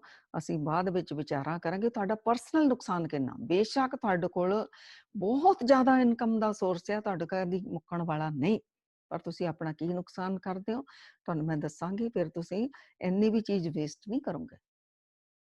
ਇਹਨਾਂ ਚੀਜ਼ਾਂ ਨੂੰ, ਇਹਨਾਂ ਨੂੰ ਸਮਝੋ। ਠੀਕ ਹੈ, ਤੁਹਾਨੂੰ ਰੱਬ ਨੇ ਰੱਜ ਕੇ ਦਿੱਤਾ ਆ, ਪਰ ਕਿਤੇ ਐਸਾ ਨਾ ਹੋਵੇ ਤੁਸੀਂ ਵੇਸਟ ਕਰਦੇ ਜਾਓ, ਪਰਮਾਤਮਾ ਤੁਹਾਨੂੰ ਅਗਲੀ ਵਾਰ ਰੱਜ ਕੇ ਨਾ ਦੇਵੇ, ਕਿਉਂਕਿ ਕਿਸੇ ਹੋਰ ਦਾ ਹਿੱਸਾ ਅਸੀਂ ਖਰਾਬ ਕਰ ਰਹੇ ਹਾਂ। ਮੈਂ ਹੱਥ ਜੋੜ ਕੇ ਬੇਨਤੀ ਕਰਦੀ ਹਾਂ। ਆਪਣੇ ਘਰ 'ਚ ਮੇਰੇ ਜਿਹੜੀ ਬੱਚੀ ਆਈ, ਮੈਂ ਉਹਨੂੰ ਵੀ ਕਹਿੰਦੀ ਹੁੰਦੀ ਹਾਂ, ਪੁੱਤ ਵੇਸਟ ਨਾ ਕਰਿਆ ਕਰੋ, ਉਨਾ ਹੀ ਬਣਾਓ ਜਿੰਨਾ ਅਸੀਂ ਖਾਣਾ। ਬਚ ਗਿਆ ਆਪਾਂ ਉਹਨੂੰ ਫਿਰ ਵਰਤ ਲੈਂਦੇ ਹਾਂ, ਤੇ ਬਹੁਤਾ ਬੇਹਾ ਕਰਕੇ ਨਾ ਖਾਓ ਚੀਜ਼ਾਂ, ਉਹ ਤੁਹਾਨੂੰ ਸਿਹਤ ਨੂੰ ਨੁਕਸਾਨ ਕਰਦੀਆਂ ਨੇ। ਸੋ ਇਹ ਆਪਾਂ ਸਮਝਾਂਗੇ ਪ੍ਰੈਕਟੀਕਲ, ਫਿਰ ਸਾਨੂੰ ਸਮਝ ਆਊਗਾ। ਸੋ ਤੁਸੀਂ ਪੂਰਾ ਇਤਿਹਾਸ ਫਰੋਲ ਕੇ ਦੇਖੋ ਸੰਗਤ ਜੀ, ਕਿ ਜਿਹੜੇ ਵੰਡਦੇ ਸੀ, ਜਿਨ੍ਹਾਂ ਨੇ ਵੰਡਿਆ, ਜਿਨ੍ਹਾਂ ਨੇ ਭਲਾ ਕੀਤਾ, ਉਹੀ ਮਹਾਨ ਬਣੇ ਨੇ। ਜਿਹੜੇ ਮੰਗਦੇ ਸੀ ਉਹ ਮਹਾਨ ਨਹੀਂ ਬਣੇ। ਵੰਡਣ ਵਾਲਾ ਹਮੇਸ਼ਾ ਖੁਸ਼ ਰਿਹਾ, ਸੁਖੀ ਰਿਹਾ, ਔਰ ਮੰਗਣ ਵਾਲਾ ਹਮੇਸ਼ਾ ਹੀ ਦੁਖੀ ਰਿਹਾ। ਇਹ ਪੂਰਾ ਇਤਿਹਾਸ ਫਰੋਲ ਲਓ। ਭਿਖਾਰੀ ਮੰਗਦਾ ਭਿਖਾਰੀ ਰਹਿ ਜਾਂਦਾ ਸਾਰਾ ਜੀਵਨ, ਔਰ ਵੰਡਣ ਵਾਲਾ ਕਿੱਥੇ ਦਾ ਕਿੱਥੇ ਪਹੁੰਚ ਜਾਂਦਾ ਹੈ। ਕਿਉਂਕਿ ਆਪਣੇ ਗੁਰੂ ਦੇ ਬਚਨ ਵਿੱਚ ਕਾਸਮਿਕ ਲਾਅ ਹੀ ਗੁਰੂ ਨੇ ਦੱਸਣਾ, ਰੱਬੀ ਕਾਨੂੰਨ ਹੀ ਸਾਨੂੰ ਗੁਰੂ ਨੇ ਦੱਸਿਆ। ਜਿਹਦਾ ਵੰਡਣਾ ਸੁਭਾਅ ਆ, ਉਹਦੇ ਕੋਲ ਬਹੁਤ ਬਰਕਤਾਂ ਆਉਂਦੀਆਂ, ਉਹਦੇ ਭੰਡਾਰੇ ਭਰੇ ਰਹਿੰਦੇ ਆ। ਰੱਬ ਕਹਿੰਦਾ ਇਹ ਕਾਬਲ ਆ, ਇਹ ਵੰਡ ਰਿਹਾ, ਇਸਨੂੰ ਹੋਰ ਦਿੱਤਾ ਜਾਵੇ, ਇਹ ਵੰਡ ਰਿਹਾ ਹੈ। ਸੋ ਆਪਣਾ ਜੀਵਨ ਵਿੱਚ ਜੋ ਵੀ ਸਾਨੂੰ ਮਿਲਿਆ ਇਹਦਾ ਕੋਟਾ ਅਸੀਂ ਵਧਾ ਵੀ ਸਕਦੇ ਹਾਂ, ਅਸੀਂ ਘਟਾ ਵੀ ਸਕਦੇ ਹਾਂ। ਇੱਥੋਂ ਪਹਿਲਾਂ ਅਸੀਂ ਸਮਝੀਏ, ਫਿਰ ਅਸੀਂ ਅੱਗੇ ਚੱਲਾਂਗੇ। ਤੇ ਜਦੋਂ ਵੀ ਇਸ ਸੰਸਾਰ ਵਿੱਚ ਕੋਈ ਵੀ ਆਉਂਦਾ ਹੈ, ਚਲੋ ਅਸੀਂ ਅਮਰਦੀਪ ਸਿੰਘ ਜੀ ਨੂੰ ਲੈ ਲੈਂਦੇ ਹਾਂ, ਤੁਸੀਂ ਸਾਰੇ ਜਾਣੇ ਸਮਝੋ। ਅਮਰਦੀਪ ਸਿੰਘ ਜੀ ਨੂੰ ਭੇਜਿਆ ਗਿਆ ਸੰਸਾਰ ਦੇ ਵਿੱਚ, ਰੱਬ ਨੇ ਭੇਜਿਆ, ਵਾਹਿਗੁਰੂ ਜੀ ਨੇ। ਤੇ ਨਾਲ ਜਦੋਂ ਭੇਜਿਆ ਅਮਰਦੀਪ ਸਿੰਘ ਜੀ ਦੇ ਲਈ, ਇਹਨਾਂ ਦੇ ਕਰਮਾਂ ਮੁਤਾਬਕ ਪਿਛਲਾ ਸਾਰਾ ਹਿਸਾਬ ਕਿਤਾਬ ਲਾ ਕੇ ਰੱਬ ਜੀ ਨੇ ਲਿਖ ਦਿੱਤਾ ਕਿ ਅਮਰਦੀਪ ਸਿੰਘ ਜੀ ਨੂੰ ਇੰਨਾ ਪੈਸਾ ਪੂਰਾ ਜੀਵਨ ਭਰ ਵਰਤਣ ਲਈ ਮਿਲਣਾ। ਮੰਨ ਲਓ $50,000, ਉਹ ਆਪਾਂ ਮੰਨ ਲਿਆ ਆ। ਸੋ ਇੰਨੇ ਨਾਲ ਨਹੀਂ ਪੂਰਾ ਜੀਵਨ ਚੱਲਦਾ। ਮੰਨ ਲਓ $50,000 ਇਹਨਾਂ ਲਈ ਰੱਬ ਨੇ ਲਿਖਿਆ ਹੋਇਆ। ਤੇ ਦੂਸਰਾ ਅਨਾਜ ਇਹਨਾਂ ਲਈ ਲਿਖ ਦਿੱਤਾ ਵੀ ਅਮਰਦੀਪ ਸਿੰਘ ਜੀ ਨੂੰ 5 ਕੁਇੰਟਲ ਅਨਾਜ ਪੂਰਾ ਜੀਵਨ ਵਰਤਣ ਨੂੰ ਮਿਲੇਗਾ। ਨਾਲ ਇਹਨਾਂ ਨੂੰ ਸ਼ਕਤੀ ਵੀ ਦੇ ਕੇ ਭੇਜ ਦਿੱਤੀ, ਇਹਨਾਂ ਦੇ ਤਨ ਨੂੰ ਮਨ ਨੂੰ ਇੰਨੀ ਸ਼ਕਤੀ ਮਿਲੇਗੀ ਆਪਣਾ ਜੀਵਨ ਦਾ ਗੁਜ਼ਾਰਾ ਕਰਨ ਦੇ ਲਈ। ਹੁਣ ਫ੍ਰੀ ਵਿਲ ਇਹਨਾਂ ਦੀ ਆਪਣੀ ਆ ਗਈ ਨਾਲ, ਵੀ ਇਹਨਾਂ ਨੇ ਕਿਹੋ ਜਿਹੇ ਕਰਮ ਬੀਜਣੇ ਨੇ। ਇਹਨਾਂ ਨੂੰ $50,000 ਲਿਖਿਆ ਸੀ, ਇਹ ਚਾਹਣ ਤਾਂ ਬਿਲੀਅਨਰ ਬਣ ਸਕਦੇ ਨੇ, $50,000 ਨੂੰ ਇੰਨਾ ਵਧਾ ਸਕਦੇ ਨੇ। ਇਹ ਚਾਹਣ ਤਾਂ 50,000 ਵੀ ਇਹਨਾਂ ਦੇ ਹੱਥੋਂ ਜਾ ਸਕਦਾ ਹੈ।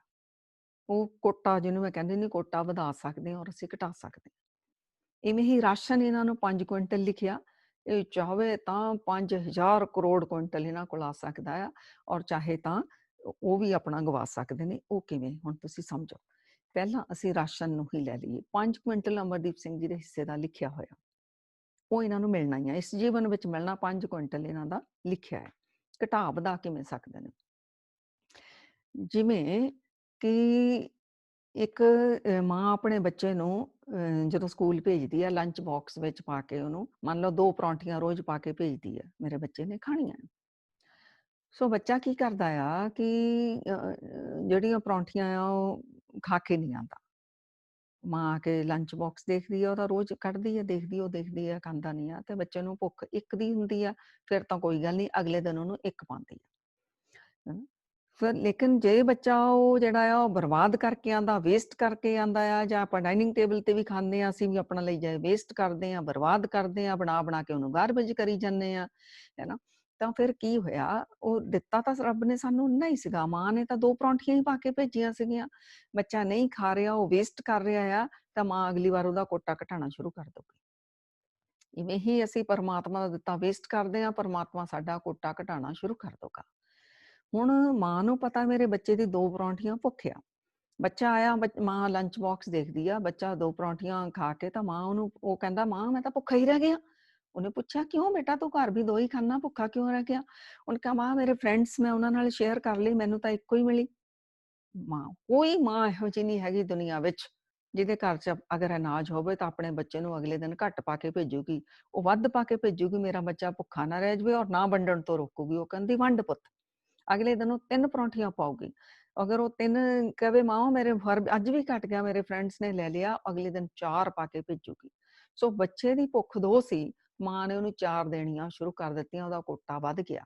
ਸੋ ਸਾਨੂੰ ਜ਼ਰੂਰਤ, ਅਮਰਦੀਪ ਸਿੰਘ ਜੀ ਨੂੰ 5 ਕੁਇੰਟਲ ਲਿਖ ਕੇ ਭੇਜਿਆ ਸੀ ਰੱਬ ਜੀ ਨੇ, ਕਿਉਂਕਿ ਇਹ ਵੰਡ ਰਹੇ ਨੇ। ਤਾਂ ਪਰਮਾਤਮਾ ਕਹਿੰਦਾ ਤੂੰ ਵੰਡੀ ਜਾ ਜਿੰਨਾ ਮਰਜ਼ੀ, ਤੇਰੇ ਹਿੱਸੇ ਦਾ 5 ਕੁਇੰਟਲ ਤਾਂ ਰਹਿਣਾ ਹੀ ਰਹਿਣਾ ਤੇਰੇ ਕੋਲ। ਹੁਣ ਤੂੰ ਜਿੰਨਾ ਵੰਡ ਰਿਹਾ, ਉਹਨੇ ਤੇਰੇ ਭੰਡਾਰੇ ਭਰੀ ਜਾਣੇ ਨੇ, ਭਰੀ ਜਾਣੇ ਨੇ, ਭਰੀ ਜਾਣੇ ਨੇ। ਇਹ ਸਾਡੇ ਸਭ ਦੇ ਲਈ ਗੱਲ ਹੈ। ਅਗਰ ਇਹ ਵੇਸਟ ਕਰ ਰਹੇ ਨੇ, ਅਮਰਦੀਪ ਸਿੰਘ ਜੀ ਦਾ 5 ਕੁਇੰਟਲ ਤੋਂ ਵੀ ਇਹਨਾਂ ਦਾ ਘਟ ਜਾਣਾ। ਉਹਦੀਆਂ ਫਿਰ ਇਹਦਾ ਲੌਂਗ ਰਨ ਨਿਸ਼ਾਨੀਆਂ ਕੀ ਆਉਂਦੀਆਂ? ਡਾਕਟਰ ਕਹਿੰਦਾ ਤੈਨੂੰ ਡਾਇਬਟੀਜ਼ ਆ, ਤੂੰ ਮਿੱਠਾ ਨਹੀਂ ਖਾ ਸਕਦਾ, ਕਿਉਂ ਕਿਤੇ ਨਾ ਕਿਤੇ ਤੁਸੀਂ ਅੰਨ ਦੀ ਬੇਅਦਬੀ ਕੀਤੀ ਸੀਗੀ। ਡਾਕਟਰ ਕਹਿੰਦਾ ਤੂੰ ਆਹ ਨਹੀਂ ਖਾ ਸਕਦਾ, ਆਹ ਨਹੀਂ ਤੁਹਾਡਾ ਉਹ ਖਾਣਾ ਛੁਡਵਾ ਦਿੱਤਾ ਜਾਂਦਾ ਆ। ਪਰਮਾਤਮਾ ਨੇ ਪਹਿਲਾਂ ਲਿਖ ਕੇ ਭੇਜਿਆ ਸੀ, ਲੇਕਿਨ ਕਿਤੇ ਨਾ ਕਿਤੇ ਤੁਸੀਂ ਗੜਬੜ ਕੀਤੀ ਸੀ। ਇਹਨੂੰ ਸਮਝੋ, ਇਹ ਬੜੀਆਂ ਬਰੀਕ ਗੱਲਾਂ ਨੇ ਸੰਗਤ ਜੀ। ਇਵੇਂ ਅਸੀਂ ਕੋਟੇ ਵਧਾ ਘਟਾ ਸਕਦੇ ਹਾਂ। ਹੁਣ ਆ ਜਾਈਏ ਪੈਸਿਆਂ ਦੀ ਗੱਲ। ਅਮਰਦੀਪ ਸਿੰਘ ਨੂੰ $50,000 ਪਰਮਾਤਮਾ ਨੇ ਮੰਨ ਲਓ ਲਿਖ ਕੇ ਭੇਜਿਆ, ਤੇ ਇੰਨੇ 'ਚ ਤੇਰਾ ਗੁਜ਼ਾਰਾ ਹੋਣਾ। ਹੁਣ ਇਹਨਾਂ ਕੋਲ ਕੋਈ ਲੋੜਵੰਦ ਆ ਗਿਆ, ਵਾਕਈ ਲੋੜਵੰਦ ਸੀਗੇ, ਕੋਈ ਗਰੀਬ, ਕਿਸੇ ਦੀ ਐਜੂਕੇਸ਼ਨ ਤੇ ਇਹਨਾਂ ਨੇ ਖਰਚ ਦਿੱਤਾ, ਕਿਸੇ ਨੂੰ ਅੰਨ ਦੇ ਦਿੱਤਾ, ਕਿਸੇ ਨੂੰ ਕੱਪੜੇ ਦੇ ਦਿੱਤੇ, ਕਿਸੇ ਵੀ ਰੂਪ ਵਿੱਚ ਜੋ ਵੀ ਜਿਸੇ ਦੀ ਲੋੜ ਸੀ, ਸਹੀ ਮੈਨੇ ਜਿਹੜੀ ਲੋੜ ਸੀ ਇਹਨਾਂ ਨੇ ਪੂਰੀਆਂ ਕੀਤੀਆਂ। ਕੁਛ ਧਰਮ ਕਾਰਜਾਂ ਵਿੱਚ ਲਾਤਾ ਜਿਹਦੇ 'ਚ ਆਤਮਾ ਦੀ ਗਰੋਥ ਹੋਵੇ। ਤੋਂ ਪਰਮਾਤਮਾ ਨੇ ਉਹ ਜਿਹੜਾ ਇਹਨਾਂ ਦੇ ਹਿੱਸੇ ਦਾ $50,000 ਆ, ਉਹ ਇਹਨਾਂ ਦਾ ਕਦੀ ਵੀ ਘਟਣ ਵਾਲਾ ਨਹੀਂ। ਜਿੰਨਾ ਇਹ ਵੰਡ ਰਹੇ ਨੇ ਉਹ ਕਿੰਨੇ ਗੁਣਾ ਹੋ ਕੇ ਇਹਨਾਂ ਨੂੰ ਆਈ ਜਾਣਾ ਕਿ ਇਹਨਾਂ ਦਾ ਵੰਡਣਾ ਨੇਕ ਨੀਤੀ ਦਾ ਸੁਭਾਅ ਆ। ਪਰਮਾਤਮਾ ਇਹਨਾਂ ਦੇ ਭੰਡਾਰੇ ਭਰੀ ਜਾਏਗਾ, ਭਰੀ ਜਾਏਗਾ, ਭਰੀ ਜਾਏਗਾ। ਹੁਣ ਦੇਖੋ $50,000 ਤੋਂ ਇਹਨਾਂ ਦਾ ਘਟੇਗਾ ਕਿਵੇਂ? ਇਹਨਾਂ ਕੋਲ ਹੈ $50,000, ਇਹਨਾਂ ਨੂੰ ਪਤਾ ਆ। ਲੋੜਵੰਦ ਇਹਨਾਂ ਦੇ ਦੁਆਰੇ ਤੇ ਆਇਆ, ਵਾਕਿਆ ਹੀ ਲੋੜਵੰਦ ਜਿਹੜਾ ਨੀਡੀ ਸੀ, ਔਰ ਇਹਨਾਂ ਨੂੰ ਵੀ ਪਤਾ ਉਹਨੂੰ ਲੋੜ ਆ। ਲੇਕਿਨ ਇਹ ਉਹਨੂੰ ਕਹਿੰਦੇ ਨਹੀਂ ਮੇਰੇ ਕੋਲ ਤਾਂ ਹੈ ਹੀ ਨਹੀਂ, ਮੇਰੇ ਕੋਲ ਤਾਂ ਹੈ ਹੀ ਨਹੀਂ, ਇਹ ਨਹੀਂ ਦੇ ਰਿਹਾ। ਉਹ ਪਰਮਾਤਮਾ ਹੀ ਬਰਕਤਾਂ ਪਾਉਣ ਦੇ ਲਈ ਕਿਸੇ ਲੋੜਵੰਦ ਨੂੰ ਇਹਨਾਂ ਕੋਲ ਭੇਜਿਆ ਸੀ, ਪਰ ਇਹਨਾਂ ਨੇ ਕਿਹਾ ਮੇਰੇ ਕੋਲ ਹੈ ਨਹੀਂ, ਤਾਂ ਫਿਰ ਪਰਮਾਤਮਾ ਕੋਟਾ ਇਹਨਾਂ ਦਾ ਕੱਟਦਾ ਵੀ ਹੈ। ਕਿਉਂਕਿ ਵੰਡ ਕੇ ਛਕਣ ਦਾ ਸਿਧਾਂਤ ਕਿਹਾ, ਇਨਸਾਨ ਦੇ ਹੀ ਕੰਮ ਆਉਂਦਾ। ਜਿਹਦੇ ਕੋਲ ਵੱਧ ਆ, ਜਿਹਦੇ ਕੋਲ ਘੱਟ ਆ, ਉਹਦੀ ਉਹ ਲੋੜ ਪੂਰੀ ਕਰ ਦੇਵੇ। ਜਿਵੇਂ ਮੈਨੂੰ ਦਿੱਲੀ ਵਾਲੀ ਸੰਗਤ ਦੀ ਗੱਲ ਬੜੀ ਪਿਆਰੀ ਲੱਗੀ ਸੀ। ਉਹਨਾਂ ਨੇ ਉਹ ਔਰਤ ਨੇ ਕਿਹਾ ਸੀ ਕਿ ਮੈਂ ਆਪਣੇ ਗਹਿਣੇ ਕਿਸੇ ਲੋੜਵੰਦ ਨੂੰ ਵੇਚ ਕੇ ਮੈਂ ਉੱਥੇ ਲਾ ਦੇਵਾਂ। ਤੇ ਉਹ ਇਹ ਹੈ ਕਿਸੇ ਲੋੜਵੰਦ ਦੀ ਗਹਿਣੇ, ਕਿਉਂ ਆਪਣੇ ਘਰ ਦਾ ਗੁਜ਼ਾਰਾ ਹੋ ਰਿਹਾ, ਆਪਣੇ ਬੱਚੇ ਸੈਟਲ ਹੋ ਜਾਣੇ, ਉਹਨਾਂ ਨੂੰ ਪਤਾ ਉਹਨਾਂ ਕੋਲ ਹੈ, ਤਾਂ ਇਹ ਲੋੜਵੰਦ ਦੀ ਅਸੀਂ ਸੇਵਾ ਕਰ ਰਹੇ ਹਾਂ। ਇਹਨਾਂ ਨੂੰ ਬਰਕਤਾਂ ਬਹੁਤ ਜ਼ਿਆਦਾ ਆ ਜਾਣੀਆਂ, ਕਲਪਨਾ ਹੀ ਨਹੀਂ ਕਰ ਸਕਦੇ। ਭਾਵ ਹੀ ਜਦੋਂ ਰੱਖਿਆ ਸੀ ਨਾ, ਉਦੋਂ ਹੀ ਪਰਮਾਤਮਾ ਵੱਲੋਂ ਸ਼ੁਰੂ ਹੋ ਗਿਆ ਸੀ ਬਲੈਸਿੰਗ ਵਾਲਾ ਹੱਥ। ਜਦੋਂ ਕਰ ਦਿੱਤਾ ਪ੍ਰੈਕਟੀਕਲ, ਭੰਡਾਰੇ ਭਰਨੇ ਸ਼ੁਰੂ ਹੋ ਜਾਣਗੇ। ਸੋ ਇਹ ਨਹੀਂ ਮੈਂ ਕਹਿ ਰਹੀ ਤੁਸੀਂ ਸਾਰੇ ਗਹਿਣੇ ਵੇਚਣ ਲੱਗ ਜਾਓ, ਮਤਲਬ ਸਾਡੇ ਕੋਲ ਜਦੋਂ ਹੁੰਦਾ ਆ ਅਸੀਂ ਉਹ ਵੰਡ ਦਈਏ। ਸਾਡੇ ਭੰਡਾਰੇ ਘਟਣ ਵਾਲੇ ਨੇ, ਜਿੰਨਾ ਸਾਡੇ ਹਿੱਸੇ 'ਚ ਲਿਖਿਆ ਉਹਦੇ ਕੋਲ ਵੱਧ ਕੇ ਹੀ ਸਾਡੇ ਕੋਲ ਆਏਗਾ।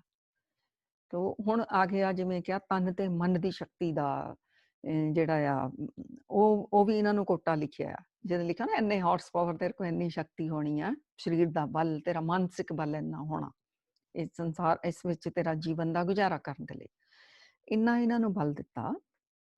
ਲੇਕਿਨ ਕੋਈ ਰੋਗੀ ਹੋ ਗਿਆ, ਐਮਰਜੈਂਸੀ 'ਚ ਕਿਸੇ ਨੂੰ ਕੋਈ ਲੋੜ ਪੈ ਗਈ, ਇਹਨਾਂ ਦੇ ਸਰੀਰ ਦੀ ਲੋੜ ਪੈ ਗਈ, ਇਹ ਆਪਣੇ ਰਸਤੇ ਤੇ ਜਾ ਰਹੇ ਨੇ, ਰਾਹ 'ਚ ਕੋਈ ਐਕਸੀਡੈਂਟ ਹੋ ਗਿਆ, ਆਪਣੀ ਕਾਰ ਰੋਕੀ, ਉਤਰੇ, ਉਹਦੀ ਹੈਲਪ ਕੀਤੀ। ਇਹਨਾਂ ਨੇ ਆਪਣਾ ਸਰੀਰਕ ਬਲ ਉਹਦੇ ਤੇ ਲਾਇਆ, ਆਪਣੇ ਪਰਿਵਾਰ ਦੇ ਪਾਲਣ ਪੋਸ਼ਣ ਤੋਂ ਇਲਾਵਾ ਪਰਮਾਤਮਾ ਨੇ ਇਹਨਾਂ ਦਾ ਬਲ ਹੋਰ ਵਧਾ ਦੇਣਾ ਹੈ। ਇਹ ਸਾਡੇ ਸਭ ਨਾਲ ਗੱਲ ਹੋ ਰਹੀ ਹੈ। ਇਵੇਂ ਮਾਨਸਿਕ ਤੌਰ ਤੇ ਕੋਈ ਕਮਜ਼ੋਰ ਆ, ਕੋਈ ਢਹਿੰਦੀਆਂ ਕਲਾਂ 'ਚ ਆ, ਉਹਨੂੰ ਅਪਲਿਫਟ ਕਰ ਦਿੱਤਾ, ਪਰਮਾਤਮਾ ਨੇ ਇਹਨਾਂ ਦਾ ਮਨੋਬਲ ਹੋਰ ਵਧਾ ਦੇਣਾ ਹੈ। ਤੋ ਬਹੁਤੀ ਵਾਰ ਸਾਨੂੰ ਪਤਾ ਨਹੀਂ ਹੁੰਦਾ, ਅਸੀਂ ਨੈਗੇਟਿਵ ਵਰਡਸ ਯੂਜ਼ ਕਰਕੇ ਅਗਲੇ ਨੂੰ ਡਾਊਨ ਕਰਕੇ ਰੱਖ ਦਿੰਦੇ ਹਾਂ। ਬਹੁਤੀ ਵਾਰ ਕਿਸੇ ਦੇ ਘਰ ਜਾਂਦੇ ਹੋ ਕਿ ਕਿਸੇ ਨੇ ਉਹਦੇ ਲਈ ਕੋਈ ਮਾੜੀ ਗੱਲ ਕਹੀ ਹੁੰਦੀ, ਉਹਨੂੰ ਜਾ ਕੇ ਦੱਸ ਕੇ ਆਉਂਦੇ ਆ। ਤੁਹਾਨੂੰ ਪਤਾ ਨਹੀਂ ਉਸ ਟਾਈਮ ਤੁਸੀਂ ਉਹ ਚੁਗਲੀ ਨਿੰਦਿਆ ਦਾ ਕੰਮ ਕੀਤਾ, ਉਹ ਇੱਕ ਮੈਲ ਆਪਣੇ ਆਪ ਤੁਹਾਡੇ ਲਈ ਵੀ ਇਦਾਂ ਹੀ ਤਿਆਰੀ ਹੋਊਗੀ। ਕਈ ਵਾਰ ਅਸੀਂ ਦੂਸਰੇ ਦੀਆਂ ਖੁਸ਼ੀਆਂ ਖਰਾਬ ਕਰਨ ਚਲੇ ਜਾਂਦੇ ਹਾਂ। ਇਹ ਬਹੁਤ ਗੜਬੜ ਹੈ, ਤੁਹਾਡੀਆਂ ਖੁਸ਼ੀਆਂ 'ਚ ਵੀ ਖਰਾਬੀ ਆਊਗੀ। ਸੰਗਤ ਜੀ ਧਿਆਨ ਰੱਖੋ, ਕੱਲਾ ਵੰਡ ਕੇ ਛਕਣਾ ਕਿ ਪੈਸਾ ਹੀ ਦਸਵੰਧ ਕੱਢ ਦਿੱਤਾ ਨਹੀਂ, ਇਹ ਸਾਰਾ ਕੁਝ ਵੰਡ ਕੇ ਛਕਣ ਜਾ ਰਿਹਾ। ਸਾਡੇ ਦੁਆਰਾ ਸਾਡੀ ਸੋਚ ਵਿਚਾਰ ਕਿਹੋ ਜਿਹੇ ਜਾ ਰਹੇ ਨੇ, ਉਹ ਵੀ ਦੂਸਰੇ ਉੱਤੇ ਅਸਰ ਹੋ ਰਿਹਾ। ਸਾਡੇ ਸ਼ਬਦਾਂ ਦੁਆਰਾ ਕੀ ਜਾ ਰਿਹਾ, ਉਹ ਵੰਡਣਾ ਹੀ ਹੈ।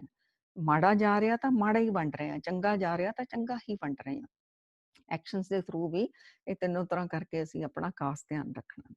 ਹੁਣ ਦੇਖੋ ਸੇਵਾ, ਘਰ ਵਿੱਚ ਕਈ ਵਾਰ ਕੋਈ ਰੋਗੀ ਹੁੰਦਾ ਨਾ, ਤੇ ਅਸੀਂ ਉਹ ਵੱਜੇ ਹੁੰਦੇ ਆ। ਮੰਨ ਲਓ ਘਰ ਵਿੱਚ ਸੱਸ ਬਿਮਾਰ ਹੋ ਗਈ ਜਾਂ ਮਾਂ ਬਿਮਾਰ ਹੋ ਗਈ, ਤੇ ਉਹ ਸਾਨੂੰ ਚੰਗਾ ਵੀ ਨਹੀਂ ਲੱਗਦਾ ਸੇਵਾ ਕਰਨਾ ਸਾਡੀ, ਕਿਉਂਕਿ ਆਪਣੀ ਲਾਈਫ ਜਿਹੜੀ ਆ ਉਹ ਰੁਕ ਜਾਂਦੀ ਕਿਤੇ ਨਾ ਕਿਤੇ ਆ ਕੇ। ਜੋ ਸਾਡੀ ਅਸੀਂ ਜਿੱਦਾਂ ਦਾ ਚਾਹੁੰਦੇ ਸੀ ਅਸੀਂ ਉੱਥੇ ਬਚ ਗਏ। ਪਰ ਇਹ ਦੇਖੋ ਵੀ ਉਹ ਹੁਣ ਪਰਮਾਤਮਾ ਦੇ ਸਿਸਟਮ ਵਿੱਚ ਹੀ ਉਹਨਾਂ ਨੂੰ ਬਿਮਾਰ ਕੀਤਾ ਗਿਆ ਰੱਬ ਨੇ, ਚਾਹੇ ਸੱਸ ਆ, ਚਾਹੇ ਨੂੰਹ ਆ, ਜਾਂ ਬੱਚਾ ਹੈ, ਜਾਂ ਘਰ ਦਾ ਹੋਰ ਕੋਈ ਮੈਂਬਰ ਆ।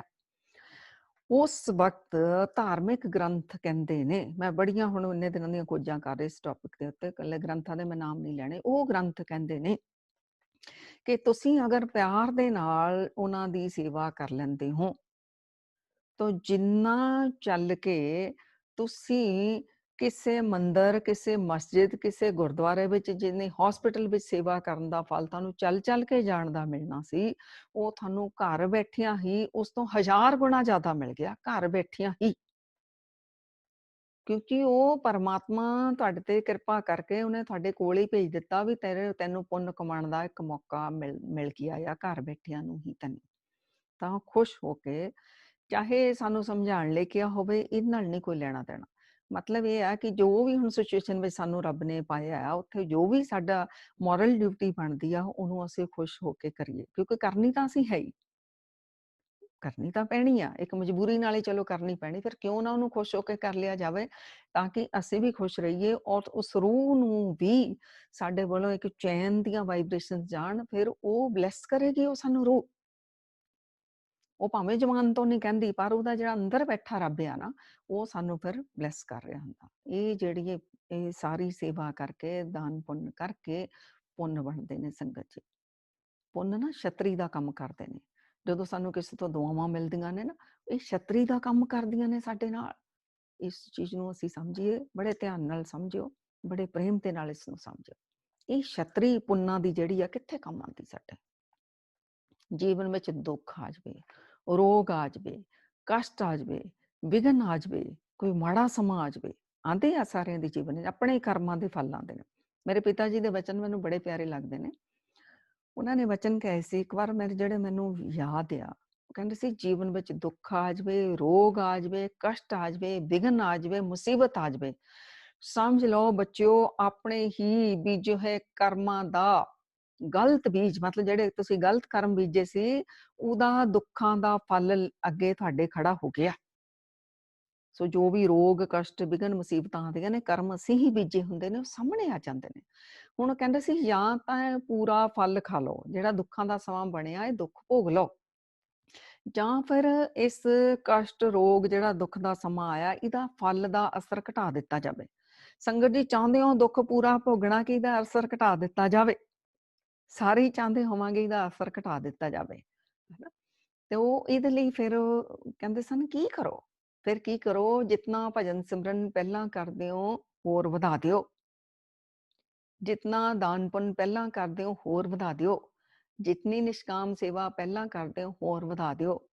ਭਜਨ ਸਿਮਰਨ, ਦਾਨ ਪੁੰਨ, ਨਿਸ਼ਕਾਮ ਸੇਵਾ ਕਰਨ ਦਾ ਕੀ ਲਾਭ ਹੁੰਦਾ ਹੈ? ਜਿਵੇਂ ਤੁਸੀਂ ਆਪਣਾ ਸਾਰੇ ਜਾਣੇ ਬੈਠੇ ਹੋ, ਮੰਨ ਲਓ ਇੱਕ ਗੁਰਦੁਆਰਾ ਸਾਹਿਬ ਵਿੱਚ ਅਸੀਂ ਸਾਰੇ ਜਾਣੇ ਬੈਠੇ ਆ, ਤੇ ਜਿਹੜਾ ਭੋਗ ਪੈ ਗਿਆ, ਹੁਣ ਅੰਦਰ ਸਮਾਪਤੀ ਹੋ ਗਈ ਦੀਵਾਨਾਂ ਦੀ, ਤਾਂ ਸਾਰਿਆਂ ਨੇ ਅਸੀਂ ਗੁਰਦੁਆਰਾ ਸਾਹਿਬ ਦੇ ਉਸ ਹਾਲ ਚੋਂ ਆਪਣੇ ਘਰਾਂ ਨੂੰ ਜਾਣਾ। ਜਦੋਂ ਹੁਣ ਅਸੀਂ ਬਾਹਰ ਜਾਣਾ ਆ, ਤਾਂ ਅਗਰ ਪਰਮਾਤਮਾ ਵੱਲ ਹੁਕਮ ਹੋਵੇ, ਬਾਹਰ ਜਦੋਂ ਨਿਕਲਣਾ, ਬਹੁਤ ਸਾਰੀ ਬਾਰਿਸ਼ ਹੋ ਜਾਣ ਵਾਲੀ ਹੈ। ਅਗਰ ਬਾਹਰ ਬਾਰਿਸ਼ ਹੋਵੇਗੀ, ਅਸੀਂ ਬੈਠੇ ਥੋੜੀ ਰਹਿਣਾ ਗੁਰਦੁਆਰਾ ਸਾਹਿਬ 'ਚ, ਆਪਣੇ ਘਰਾਂ ਨੂੰ ਤਾਂ ਜਾਣਾ ਹੀ ਆ ਹੁਣ ਅਸੀਂ। ਤਾਂ ਬਾਰਿਸ਼ ਤਾਂ ਹੋਵੇਗੀ, ਇੱਥੇ ਬਾਰਿਸ਼ ਦਾ ਮਤਲਬ ਹੈ ਕਿ ਹਰ ਇੱਕ ਵਿਅਕਤੀ ਦੇ ਜੀਵਨ ਵਿੱਚ ਉਹਦੇ ਕਰਮ ਜਿਹੜੇ ਨੇ, ਉਹ ਆਪਣਾ ਫਲ ਸਾਹਮਣੇ ਲੈ ਕੇ ਆਉਂਦੇ ਨੇ, ਦੁੱਖਾਂ ਦਾ ਫਲ ਆਉਂਦਾ ਹੈ, ਅਗਰ ਮਾੜੇ ਕਰਮ ਕੀਤੇ ਨੇ। ਤਾਂ ਬਾਰਿਸ਼ ਤਾਂ ਹੋਵੇਗੀ, ਦੁੱਖ ਤਾਂ ਆਉਣਗੇ। ਪਿਤਾ ਜੀ ਕਹਿੰਦੇ ਸਨ, ਜਿਸ ਦੇ ਪਾਸ ਭਜਨ ਸਿਮਰਨ, ਦਾਨ ਪੁੰਨ, ਨਿਸ਼ਕਾਮ ਸੇਵਾ ਹੋਵੇਗੀ, ਉਸ ਦੇ ਪਾਸ ਪੁੰਨਾਂ ਦੀ ਛਤਰੀ ਆ ਜਾਵੇਗੀ। ਹੁਣ ਦੱਸੋ ਸੰਗਤ ਜੀ, ਜਿਸ ਦੇ ਪਾਸ ਛਤਰੀ ਹੈ, ਉਹ ਬੁਰੀ ਤਰ੍ਹਾਂ ਭਿੱਜੇਗਾ ਕਿ ਘੱਟ ਛਿੱਟਾਂ ਪੈਣਗੀਆਂ? ਉਹਦੇ ਤੇ ਬਹੁਤ ਘੱਟ ਛਿੱਟਾਂ ਪੈਣਗੀਆਂ, ਕਿਉਂਕਿ ਉਹ ਛਤਰੀ ਹੈ, ਉਹ ਛਤਰੀ ਲੈ ਕੇ ਉਸ ਬਾਰਿਸ਼ ਵਿੱਚੋਂ ਅੱਗੇ ਨਿਕਲ ਜਾਵੇਗਾ। ਔਰ ਜਿਸ ਪਾਸ ਛਤਰੀ ਨਹੀਂ ਪੁੰਨਾਂ ਦੀ, ਉਹ ਬੁਰੀ ਤਰ੍ਹਾਂ ਭਿੱਜੇਗਾ, ਔਰ ਹੋਰ ਉਸ ਨੂੰ ਭਿੱਜ ਕੇ ਬਿਮਾਰੀ ਵੀ, ਅਗਲੀ ਬਿਮਾਰੀ ਵੀ ਲੱਗ ਸਕਦੀ, ਹੋਰ ਦੁੱਖ ਕਸ਼ਟ ਆ ਸਕਦੇ ਨੇ। ਸੋ ਆਪਣੇ ਪੁੰਨਾਂ ਦੀ ਛਤਰੀ ਤਿਆਰ ਬਰ ਤਿਆਰ ਰੱਖਿਆ ਕਰੋ। ਮੌਸਮ ਕਦੀ ਵੀ ਖਰਾਬ ਹੋ ਸਕਦਾ ਹੈ, ਪਤਾ ਨਹੀਂ ਕਿਹੜਾ ਕਰਮ ਅੱਗੇ ਆ ਕੇ ਖੜਾ ਹੋ ਜਾਵੇ। ਸੰਗਤ ਜੀ, ਫਿਰ ਯਾਦ ਰੱਖੋ ਕਿਵੇਂ ਪੁੰਨ ਬਣਦੇ ਨੇ। ਇੱਕ ਤਾਂ ਨਾਮ ਜਪਣ ਦੇ ਨਾਲ, ਕੱਲ ਮੈਂ ਇਹੋ ਪੁੰਨ ਗੁਣ ਗੋਬਿੰਦ ਗਾਏ। ਦੂਸਰਾ ਪੁੰਨ ਦਾਨ ਪੁੰਨ, ਵੰਡਣ ਦੇ ਨਾਲ ਪੁੰਨ ਬਣਦੇ ਨੇ। ਤੀਸਰਾ ਨਿਸ਼ਕਾਮ ਸੇਵਾ ਕਰਨ ਦੇ ਨਾਲ ਪੁੰਨ ਬਣਦੇ ਨੇ। ਇਹ ਪੁੰਨਾਂ ਦੀ ਛਤਰੀ ਗੁਰੂ ਗੋਬਿੰਦ ਸਿੰਘ ਜੀ ਮਹਾਰਾਜ ਤਾਂ ਕਹਿੰਦੇ ਨੇ, ਪੁੰਨ ਪ੍ਰਤਾਪਨ ਬਾਟ ਜੈਤ ਧੁਨ, ਪਾਪਨ ਕੇ ਉਹ ਪੁੰਜ ਖਪੇਂਗੇ। ਜਦੋਂ ਤੇਰੇ ਪੁੰਨਾਂ ਦਾ ਪ੍ਰਤਾਪ ਵੱਧ ਗਿਆ ਨਾ, ਤੇ ਤੇਰੀ ਜੈ ਜੈਕਾਰ ਵੀ ਹੋਣ ਲੱਗ ਜਾਏਗੀ, ਔਰ ਤੇਰੀਆਂ ਪਾਪਾਂ ਦੀਆਂ ਢੇਰੀਆਂ ਜਿਹੜੀਆਂ ਖਤਮ ਹੋ ਜਾਣਗੀਆਂ। ਸੋ ਆਪਣੇ ਪੁੰਨ ਜਿਹੜੇ ਨੇ, ਇਹ ਵਧਾਉਂਦੇ ਹੀ ਰਹੀਏ। ਨਿਸ਼ਕਾਮ ਪੁੰਨ, ਔਰ ਕਦੀ ਵੀ ਜ਼ਿੰਦਗੀ ਵਿੱਚ ਕਿਸੇ ਦੇ ਲਈ ਕੁਝ ਕਰਕੇ ਬਦਲੇ ਵਿੱਚ ਇਹ ਇੱਛਾ ਕਦੀ ਨਾ ਰੱਖੋ ਉਹ ਮੈਨੂੰ ਐਪਰੀਸ਼ੀਏਟ ਕਰੇ, ਜਾਂ ਉਹ ਬਦਲੇ ਵਿੱਚ ਉਹ ਮੇਰੀਆਂ ਤਾਰੀਫਾਂ ਕਰੇ, ਜਾਂ ਮੈਨੂੰ ਵੀ ਉਹ ਕੁਛ ਦੇਵੇ। ਨਹੀਂ, ਫਿਰ ਅਸੀਂ ਨਿਸ਼ਕਾਮ ਨਹੀਂ ਵੰਡਿਆ। ਫਿਰ ਦੇਣ ਦਾ ਭਾਵ ਨਹੀਂ ਸੀ, ਪਿੱਛੇ ਕੁਛ ਨਾ ਕੁਛ ਲੈਣ ਦਾ ਭਾਵ ਸੀ, ਚਾਹੇ ਵਡਿਆਈਆਂ ਹੀ ਲੈਣ ਦਾ ਭਾਵ ਆ, ਫਿਰ ਵੀ ਅਸੀਂ ਮੈਲੇ ਹੀ ਹਾਂ। ਮਾਰੇ ਕਹਿੰਦੇ, ਤੀਰਥ ਵਰਤ ਅਰ ਦਾਨ ਕਰ, ਮਨ ਮੈਂ ਧਰੇ ਗੁਮਾਨ, ਨਾਨਕ ਨੇ ਫਲ ਜਾਤੇ ਜਿਉ ਕੁੰਚ ਰਸਨਾ। ਜਿਹੜੇ ਧਰਮ ਕਾਰਜ ਜੋ ਵੀ ਅਸੀਂ ਕਰਦੇ ਆ, ਵੰਡਦੇ ਵੀ ਆ, ਦਾਨ ਵੀ ਕਰਦੇ ਆ, ਅਗਰ ਮਨ ਚ ਹੰਕਾਰ ਕਰ ਲਿਆ ਵੀ ਮੈਂ ਕੀਤਾ, ਤਾਂ ਇਹ ਸਾਰੇ ਤਾਂ ਨਿਫਲ ਚਲੇ ਜਾਂਦੇ ਨੇ, ਇਹਨਾਂ ਦਾ ਫਿਰ ਫਲ ਨਹੀਂ ਮਿਲਦਾ। ਉਹ ਮੈਂ ਕੀਤਾ ਨਹੀਂ, ਉਹ ਮੈਂ ਖੜ ਜਾਂਦੀ ਸਾਡੀ। ਤੋ ਸੰਗਤ ਜੀ, ਇਹ ਤੋਂ ਅਸੀਂ ਬਚਣਾ ਆ। ਔਰ ਜ਼ਿੰਦਗੀ ਵਿੱਚ ਕੁਝ ਗੱਲਾਂ ਮੈਂ ਆਪ ਜੀ ਦੇ ਨਾਲ ਫਰੈਂਡਲੀ ਹੋਰ ਵੀ ਸ਼ੇਅਰ ਕਰਨਾ ਚਾਹਾਂਗੀ, ਕਿ ਫ੍ਰੀ ਵਿੱਚ ਕੁਛ ਨਾ ਲਿਆ ਕਰੋ, ਨਾ ਲਿਆ ਕਰੋ। ਤੁਹਾਨੂੰ ਪਤਾ ਨਹੀਂ ਹੈ, ਕਿ ਤੁਹਾਡੇ ਪੁੰਨ ਜਾ ਰਹੇ ਹੁੰਦੇ ਨੇ ਉੱਧਰ ਨੂੰ। ਅਗਰ ਤੁਹਾਨੂੰ ਕੋਈ ਦਿੰਦਾ, ਸੰਸਾਰ ਦੀ ਰੀਤੀ ਬਣੀ ਹੋ ਨਾ, ਕਾਰ ਪਿਆਰ ਬਣਿਓ, ਕੋਈ ਸਾਨੂੰ ਦਿੰਦਾ ਅਸੀਂ ਦੇ ਦੇਈਦਾ ਆ। ਤੇ ਅਗਰ ਕੋਈ ਫ੍ਰੀ ਵਿੱਚ ਕਦੀ ਜ਼ਿੰਦਗੀ ਵਿੱਚ ਕੋਈ ਤੁਹਾਨੂੰ ਪ੍ਰੇਮ ਸਹਿਤ ਭੇਟਾ ਕਰਦਾ ਆ, ਉਹਦੇ ਬਦਲੇ ਦੇ ਵਿੱਚ ਉਹਨੂੰ ਬਲੈਸਿੰਗਸ ਦਿਓ, ਪਰਮਾਤਮਾ ਅੱਗੇ ਉਹਦੇ ਲਈ ਅਰਦਾਸ ਬੇਨਤੀ ਕਰੋ, ਫਿਰ ਵੀ ਤੁਹਾਡਾ ਕੰਮ ਠੀਕ ਰਹਿੰਦਾ ਹੈ। ਜੋ ਆਦਤਾਂ ਸਾਨੂੰ ਬਹੁਤ ਗੰਦੀਆਂ ਬਣ ਗਈਆਂ। ਮੰਨ ਲਓ ਨਾ ਗੁਰਦੁਆਰਾ ਸਾਹਿਬ ਕੋਈ ਬੁੱਕਸ ਪਈਆਂ ਉਹ ਫ੍ਰੀ ਦੀਆਂ, ਅਸੀਂ ਚਾਰ ਚੱਕਾਂਗੇ, ਫਲਾਣੇ ਉਹ ਨਹੀਂ ਭਾਈ, ਤੁਹਾਨੂੰ ਪਤਾ ਨਹੀਂ ਆ ਫ੍ਰੀ ਨਾਮ ਦੀ ਕੋਈ ਚੀਜ਼ ਹੀ ਨਹੀਂ ਆ, ਲੈਣਾ ਦੇਣਾ ਬਣਿਆ ਹੈ, ਤੁਸੀਂ ਫ੍ਰੀ ਚ ਲਿਆ, ਤੁਹਾਡਾ ਵੀ ਕੁਛ ਚਲਾ ਗਿਆ। ਇਹਨੂੰ ਯਾਦ ਰੱਖੋ। ਇਵੇਂ ਹੀ ਮੈਂ ਸੰਗਤ ਨੂੰ ਕਹਿੰਦੀ ਨਾ, ਗੁਰਦੁਆਰਾ ਸਾਹਿਬ ਵੀ ਲੰਗਰ ਛਕਣ ਵੇਲੇ 100 ਧਿਆਨ ਰੱਖੋ। ਇਹ ਧਰਮਸ਼ਾਲਾ ਦੀਆਂ ਰੋਟੀਆਂ 3 ਕੰਮ ਕਰੇਣ, ਹੱਡ ਗਾਲਣ, ਮੱਤ ਮਾਰਨ, ਬੰਦਗੀ ਨਾ ਕਰਨ ਦੇਣ।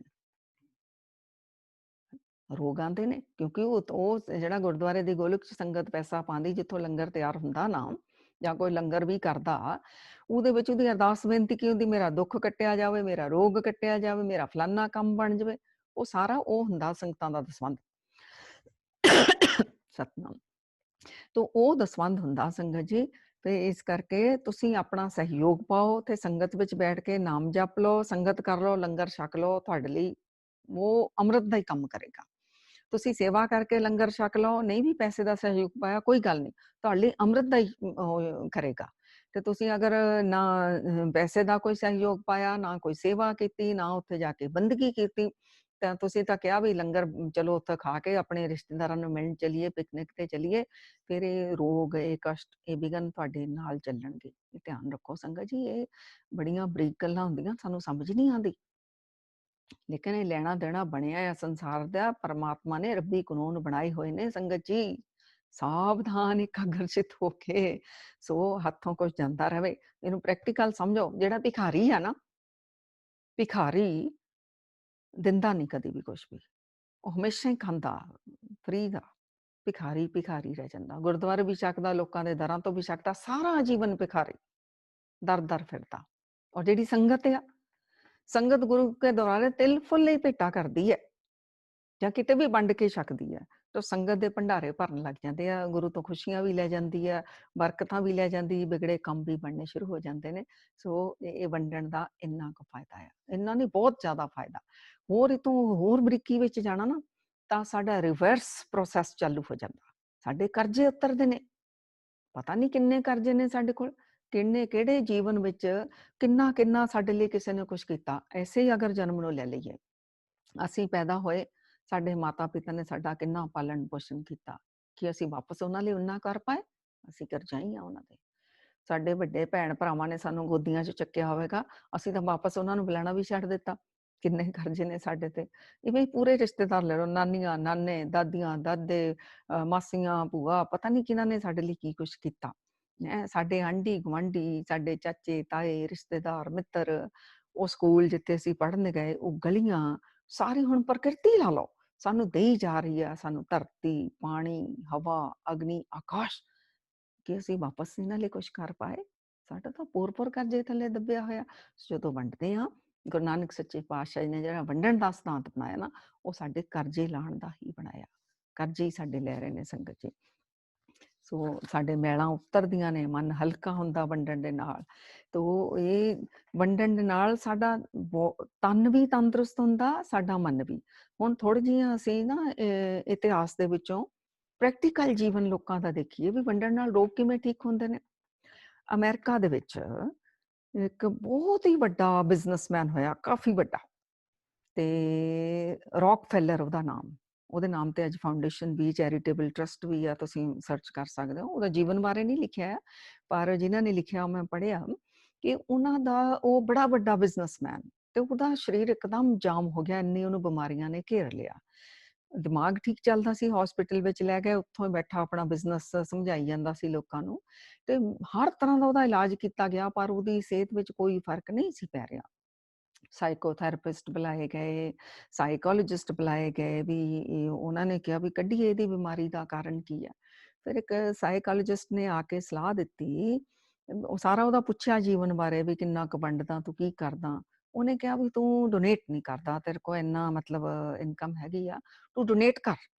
ਦੇਖੀ ਫਿਰ ਤੁਹਾਨੂੰ ਜਿਹੜਾ ਬਿਮਾਰੀ ਤੇਰੀ ਠੀਕ ਹੋਣ ਲੱਗ ਜੂਗੀ। ਉਹ ਮੰਨੇ ਹੀ ਨਾ ਹੁਣ, ਉਹ ਬੰਦਾ ਲੌਜਿਕ ਮਾਈਂਡ ਵਾਲਾ ਵੀ ਡੋਨੇਟ ਕਰਨਾ ਮੇਰੀ ਬਿਮਾਰੀ ਦਾ ਕੀ ਲੈਣਾ ਦੇਣਾ। ਉਹ ਫਿਰ ਸਾਈਕੋਲੋਜਿਸਟ ਬੁਲਾਇਆ ਨੈਕਸਟ ਵੀਕ, ਫਿਰ ਉਹਨੇ ਇਹੀ ਕਿਹਾ ਵੀ ਮੈਂ ਤੈਨੂੰ ਕਹਿੰਦਾ ਤੂੰ ਡੋਨੇਟ ਕਰ, ਤੈਨੂੰ ਬਲੈਸਿੰਗਸ ਆਉਣਗੀਆਂ, ਤੂੰ ਠੀਕ ਹੋਊਗਾ। ਉਹਨੇ ਉਹਦਾ ਕਹਿਣਾ ਮੰਨ ਕੇ ਤੇ ਉਹ ਜਿੰਨਾ ਉਹ ਫਿਰ ਉਹਨੇ ਕਿਹਾ ਉਹਨੇ ਕਰ ਦਿੱਤਾ ਵੀ ਮੇਰੀ ਬਿਮਾਰੀ ਤੇ ਮੇਰਾ ਪਿੱਛਾ ਨਹੀਂ ਛੱਡ ਰਹੀ। ਔਰ ਕਮਾਲ ਦੀ ਗੱਲ ਦਵਾਈਆਂ ਉਹੀ ਦਿੱਤੀਆਂ ਜਾ ਰਹੀਆਂ ਸੀ। ਚੌਥੇ ਦਿਨ ਉਹਨੂੰ ਕਾਫ਼ੀ ਫ਼ਰਕ ਪੈਣਾ ਸ਼ੁਰੂ ਹੋ ਗਿਆ। ਉਹੀ ਦਵਾਈਆਂ ਨਾਲ ਉਹਦੇ ਤੇ ਅਸਰ ਹੋਣ ਲੱਗ ਗਿਆ। ਉਹ ਸਾਈਕੋਲੋਜਿਸਟ ਨੂੰ ਫਿਰ ਬੁਲਾਇਆ, ਉਹਨੇ ਕਿਹਾ ਤੂੰ ਹੋਰ ਡੋਨੇਟ ਕਰ। ਤੈਨੂੰ ਜਿੰਨੀਆਂ ਬਲੈਸਿੰਗਸ ਆਉਣਗੀਆਂ ਤੇਰਾ ਛੇਤੀ ਠੀਕ ਹੋ ਜਾਊਗਾ। ਜਿਹੜਾ ਬੰਦਾ ਠੀਕ ਨਹੀਂ ਸੀ ਹੋ ਰਿਹਾ, ਉਹ 15 ਦਿਨਾਂ ਦੇ ਅੰਦਰ-ਅੰਦਰ ਉੱਥੋਂ ਡਿਸਚਾਰਜ ਕਰ ਦਿੱਤਾ ਗਿਆ। ਵੀਲ ਚੇਅਰ ਦੇ ਉੱਤੇ ਆਇਆ ਸੀ, ਚੱਲ ਕੇ ਗਿਆ। ਫਿਰ ਉਹ ਤੋਂ ਬਾਅਦ ਉਹਨੇ ਇੱਕ ਫਾਊਂਡੇਸ਼ਨ ਬਣਾਈ, ਚੈਰੀਟੇਬਲ ਟਰਸਟ ਬਣਾਇਆ, ਤਾਂ ਉਹ ਖੂਬ ਵੰਡਣਾ ਸ਼ੁਰੂ ਕਰਤਾ। ਜੋ ਉਹ ਤਾਂ ਨਹੀਂ ਇਸ ਸੰਸਾਰ ਵਿੱਚ, ਪਰ ਉਹਦੇ ਨਾਮ ਤੇ ਚੱਲ ਰਿਹਾ ਹੈ ਸਾਰਾ ਕੁਝ। ਤਾਂ ਵੰਡਣਾ ਦੇ ਨਾਲ ਉਹ ਰੋਗ ਵੀ ਠੀਕ ਹੁੰਦੇ ਨੇ ਸਾਡੇ, ਕਸ਼ਟ, ਵਿਘਨ, ਇਹ ਸਾਰਾ ਸਾਡੇ ਸਿਆਣੇ ਬਜ਼ੁਰਗ ਤਾਂ ਸਾਨੂੰ ਸਮਝਾਉਂਦੇ ਹੀ ਹੁੰਦੇ ਸੀ। ਅੱਛਾ ਹੁਣ ਤੁਸੀਂ ਦੂਸਰਾ ਲਓ, ਇਹ ਹਿੰਦੂ ਧਰਮ ਨੂੰ ਲੈ ਲਈਏ। ਇਹ ਰੋਗ ਕਸ਼ਟ ਹੁੰਦਾ ਤਾਂ ਪੰਡਤਾਂ ਕੋਲ ਜਾਂਦੇ ਆ, ਤਾਂ ਗੁਰੂ ਗ੍ਰੰਥ ਸਾਹਿਬ ਕੋਲ ਜਾਂਦੇ ਆ, ਪਾਠ ਕਰਦੇ ਆ। ਇਹ ਉੱਥੇ ਜਾਂਦੇ ਨੇ, ਉਹ ਕੀ ਕਹਿੰਦੇ ਨੇ ਪੰਡਤ ਲੋਕ?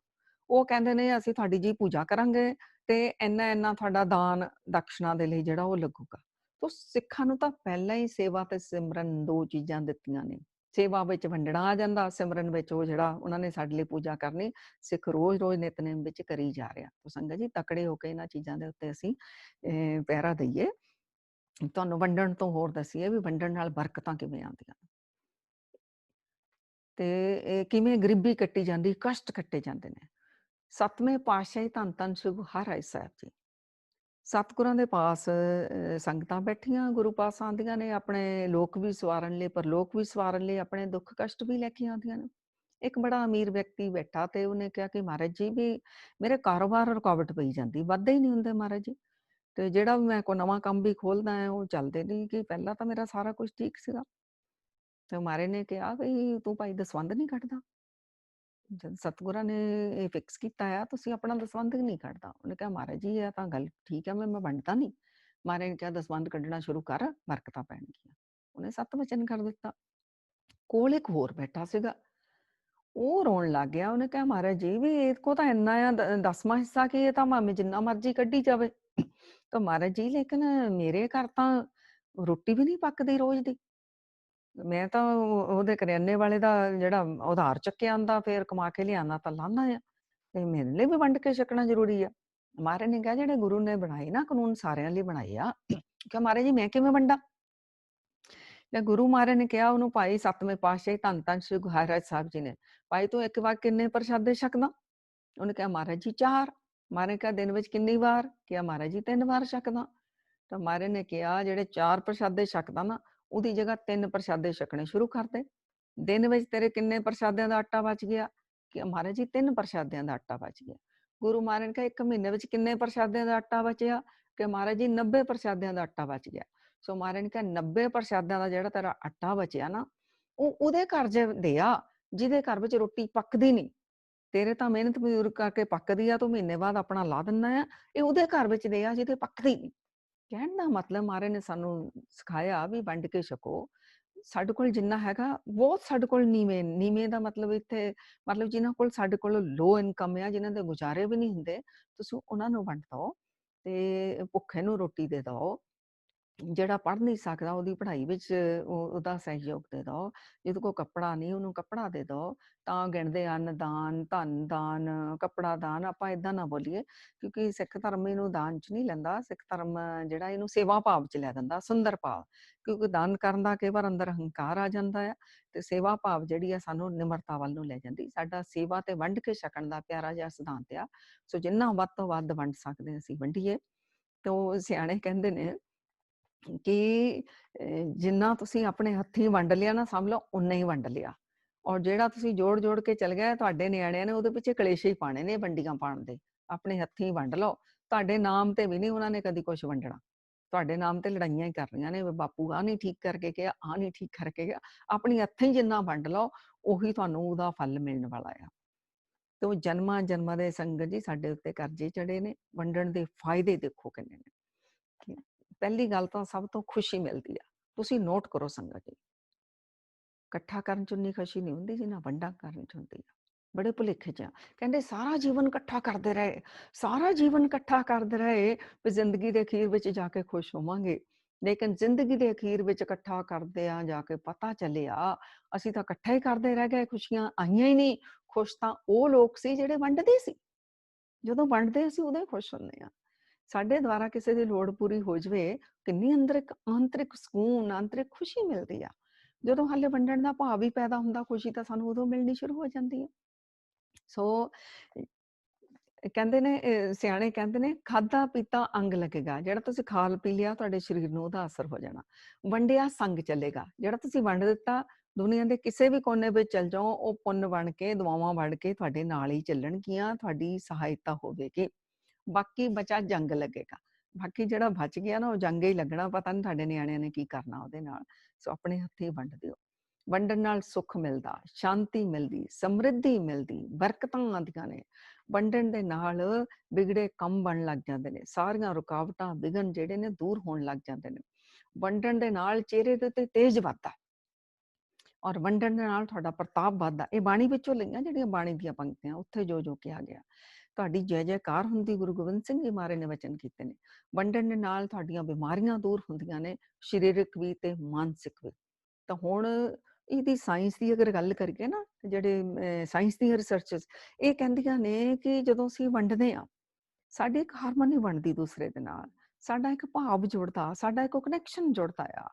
ਤੋ ਅੰਦਰਲਾ ਜਿਹੜਾ ਇੱਕ ਖਾਲੀਪਨ, ਲੋਨਲੀਨੈਸ ਅਸੀਂ ਫੀਲ ਕਰਦੇ ਹਾਂ, ਉਹ ਦੂਰ ਹੁੰਦੀ ਆ। ਤਾਂ ਸਾਡਾ ਜਿਹੜਾ ਆ ਵੰਡਣ ਦੇ ਨਾਲ ਜਿਹੜਾ ਮੂਡ ਸਾਡਾ ਬਹੁਤ ਅੱਛਾ ਬਣਦਾ। ਉਹ ਤਾਂ ਬਾਣੀ ਨੇ ਪਹਿਲਾਂ ਹੀ ਸਾਨੂੰ ਚੀਜ਼ਾਂ ਸਮਝਾਈਆਂ। ਇਹ ਹੁਣ ਕੈਮੀਕਲਸ ਦਾ ਨਾਮ ਲੈ ਲੈ ਕੇ ਵੀ ਦੱਸਣ ਲੱਗ ਗਿਆ ਵੀ ਆਹ ਕੈਮੀਕਲਸ ਅੰਦਰੋਂ ਰਿਲੀਜ਼ ਹੁੰਦੇ ਨੇ, ਜਿਹੜੇ ਕਿ ਤੁਹਾਡੇ ਬ੍ਰੇਨ ਦੇ ਲਈ, ਤੁਹਾਡੇ ਮਾਇੰਡ ਦੇ ਲਈ, ਤੁਹਾਡੀ ਪੋਜ਼ਿਟਿਵ ਥਿੰਕਿੰਗ ਦੇ ਵਿੱਚ ਬਹੁਤ ਸਹਾਈ ਹੁੰਦੇ ਨੇ। ਸੰਗਤ ਜੀ, ਸੋ ਵੰਡਣ ਦਾ ਸਾਡਾ ਤਨ ਨੂੰ, ਸਾਡੇ ਮਨ ਨੂੰ ਵੀ ਫਾਇਦਾ, ਸਾਡੇ ਪਰਿਵਾਰ ਨੂੰ ਵੀ ਫਾਇਦਾ। ਔਰ ਜਿੱਥੇ ਵੰਡਣ ਵਾਲਾ ਤਾਂ ਮੈਂ ਕਹਿੰਦੀ ਹੁੰਦੀ ਆ, ਖਾਲੀ ਜੇਬਾਂ ਕਰਕੇ ਜੰਗਲ ਵਿੱਚ ਵੀ ਚਲ ਜਾਵੇ, ਮੰਗਲ ਲਾਣ ਦੇ ਲਈ ਪਿੱਛੇ ਪਰਮਾਤਮਾ ਪਹੁੰਚ ਕੇ ਹੀ ਰਹੇਗਾ। ਕਿਉਂਕਿ ਇੱਕ ਤਾਂ ਉਹਦੇ ਹਿੱਸੇ ਦਾ ਆਪਣਾ ਕੋਟਾ ਕਦੀ ਘਟਣਾ ਨਹੀਂ, ਉਹ ਆਣਾ ਹੀ ਆਣਾ। ਪਲੱਸ ਜਿੰਨਾ ਉਹ ਵੰਡੀ ਜਾਂਦਾ, ਪਰਮਾਤਮਾ ਨੂੰ ਹੋਰ ਦੇਈ ਜਾਂਦਾ, ਹੋਰ ਦੇਈ ਜਾਂਦਾ।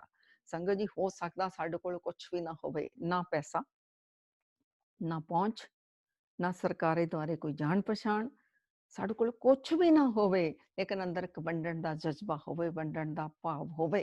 ਸਾਰੀ ਦੀ ਸਾਰੀ ਕੁਦਰਤ ਦੀ ਕਾਇਨਾਤ, ਸਾਰੀ ਪ੍ਰਕਿਰਤੀ ਤੁਹਾਡੇ ਇਸ ਵੰਡਣ ਦੇ ਭਾਵ ਦੇ ਨਾਲ ਲੱਗ ਜਾਂਦੀ ਹੈ। ਤੁਹਾਨੂੰ ਪਤਾ ਹੀ ਨਹੀਂ ਚੱਲਦਾ ਵੀ ਕਿੱਥੋਂ ਬਰਕਤਾਂ ਆਉਣੀਆਂ ਸ਼ੁਰੂ ਹੋ ਜਾਂਦੀਆਂ ਨੇ।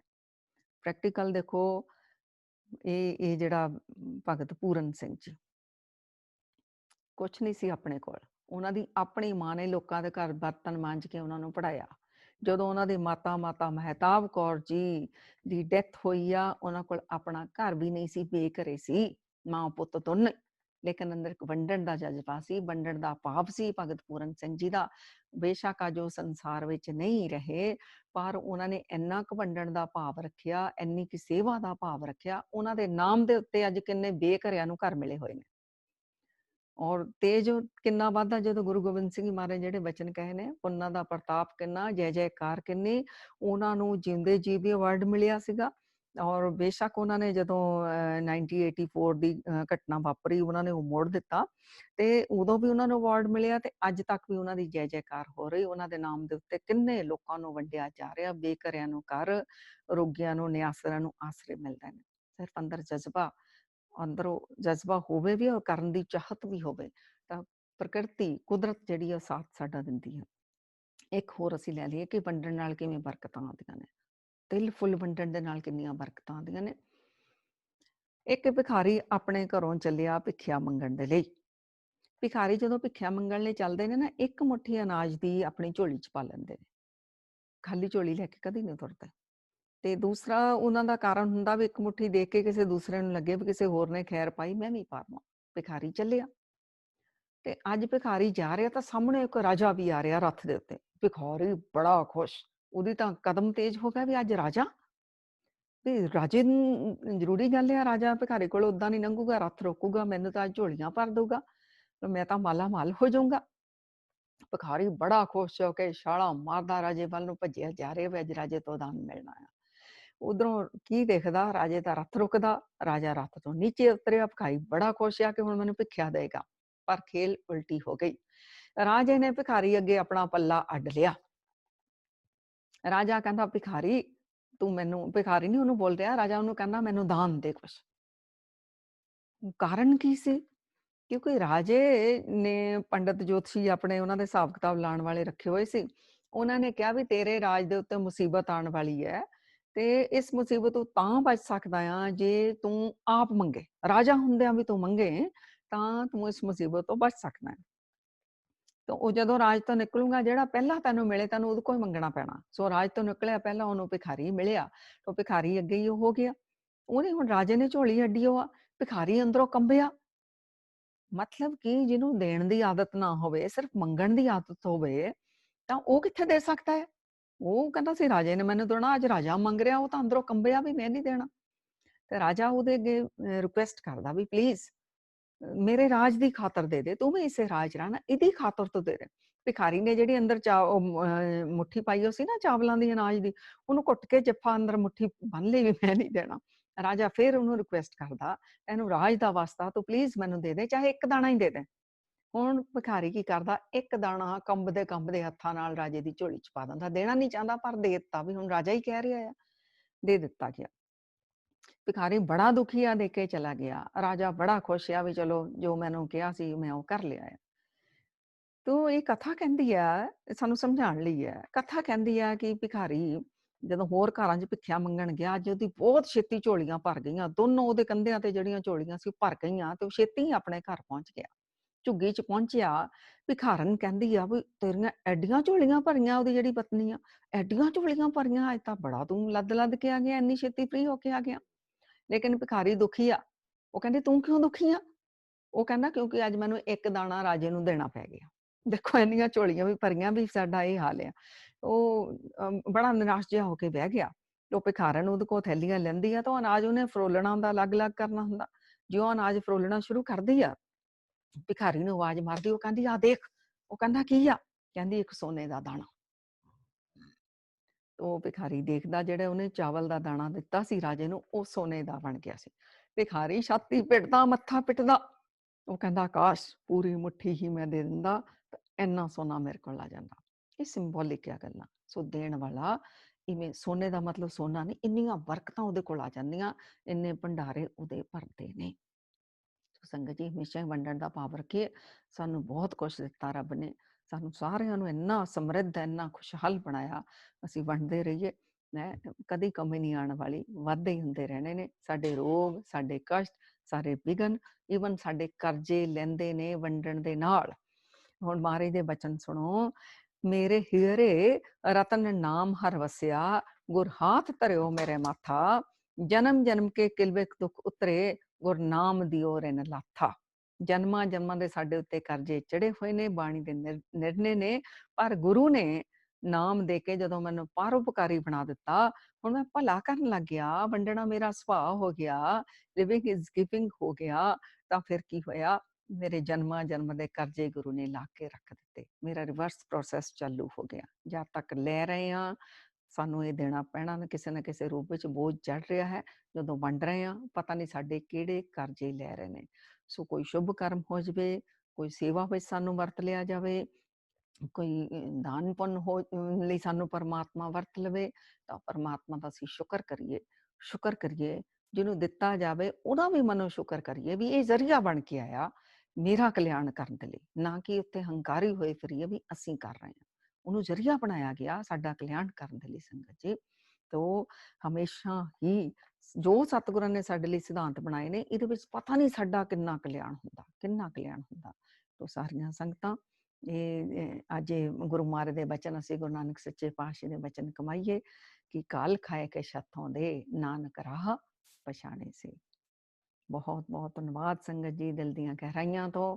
ਤੁਹਾਡੇ ਹੀ ਚਰਨਾਂ ਦੀ ਧੂੜੀ ਪਿੱਛੇ, ਤੁਹਾਡੀਆਂ ਹੀ ਅਸੀਸਾਂ ਪਿੱਛੇ ਗੁਰੂ ਮਹਾਰਾਜ ਜੀ ਸੰਗਤੀ ਰੂਪ ਵਿੱਚ ਸਾਨੂੰ ਬਿਠਾ ਲੈਂਦੇ ਨੇ। ਤੁਹਾਡੀਆਂ ਅਸੀਸਾਂ ਬਣੀਆਂ ਹੀ ਰਹਿਣ, ਗੁਰੂ ਮਹਾਰਾਜ ਦੀ ਕਿਰਪਾ ਬਣੀ ਰਹੇ। ਅਸੀਂ ਸੰਗਤੀ ਰੂਪ ਵਿੱਚ ਇਵੇਂ ਵਿਚਾਰਾਂ ਕਰਕੇ ਸਾਡੇ ਸਾਰਿਆਂ ਦੇ ਜੀਵਨ ਦਾ ਕਲਿਆਣ ਹੁੰਦਾ ਰਹੇ। ਤੁਹਾਡੇ ਸਾਰਿਆਂ ਦੇ ਘਰਾਂ ਵਿੱਚ ਗੁਰੂ ਮਹਾਰਾਜ ਦੀਆਂ ਬਰਕਤਾਂ, ਗੁਰੂ ਮਹਾਰਾਜ ਦੀਆਂ ਰਹਿਮਤਾਂ ਵਰਸਦੀਆਂ ਰਹਿਣ।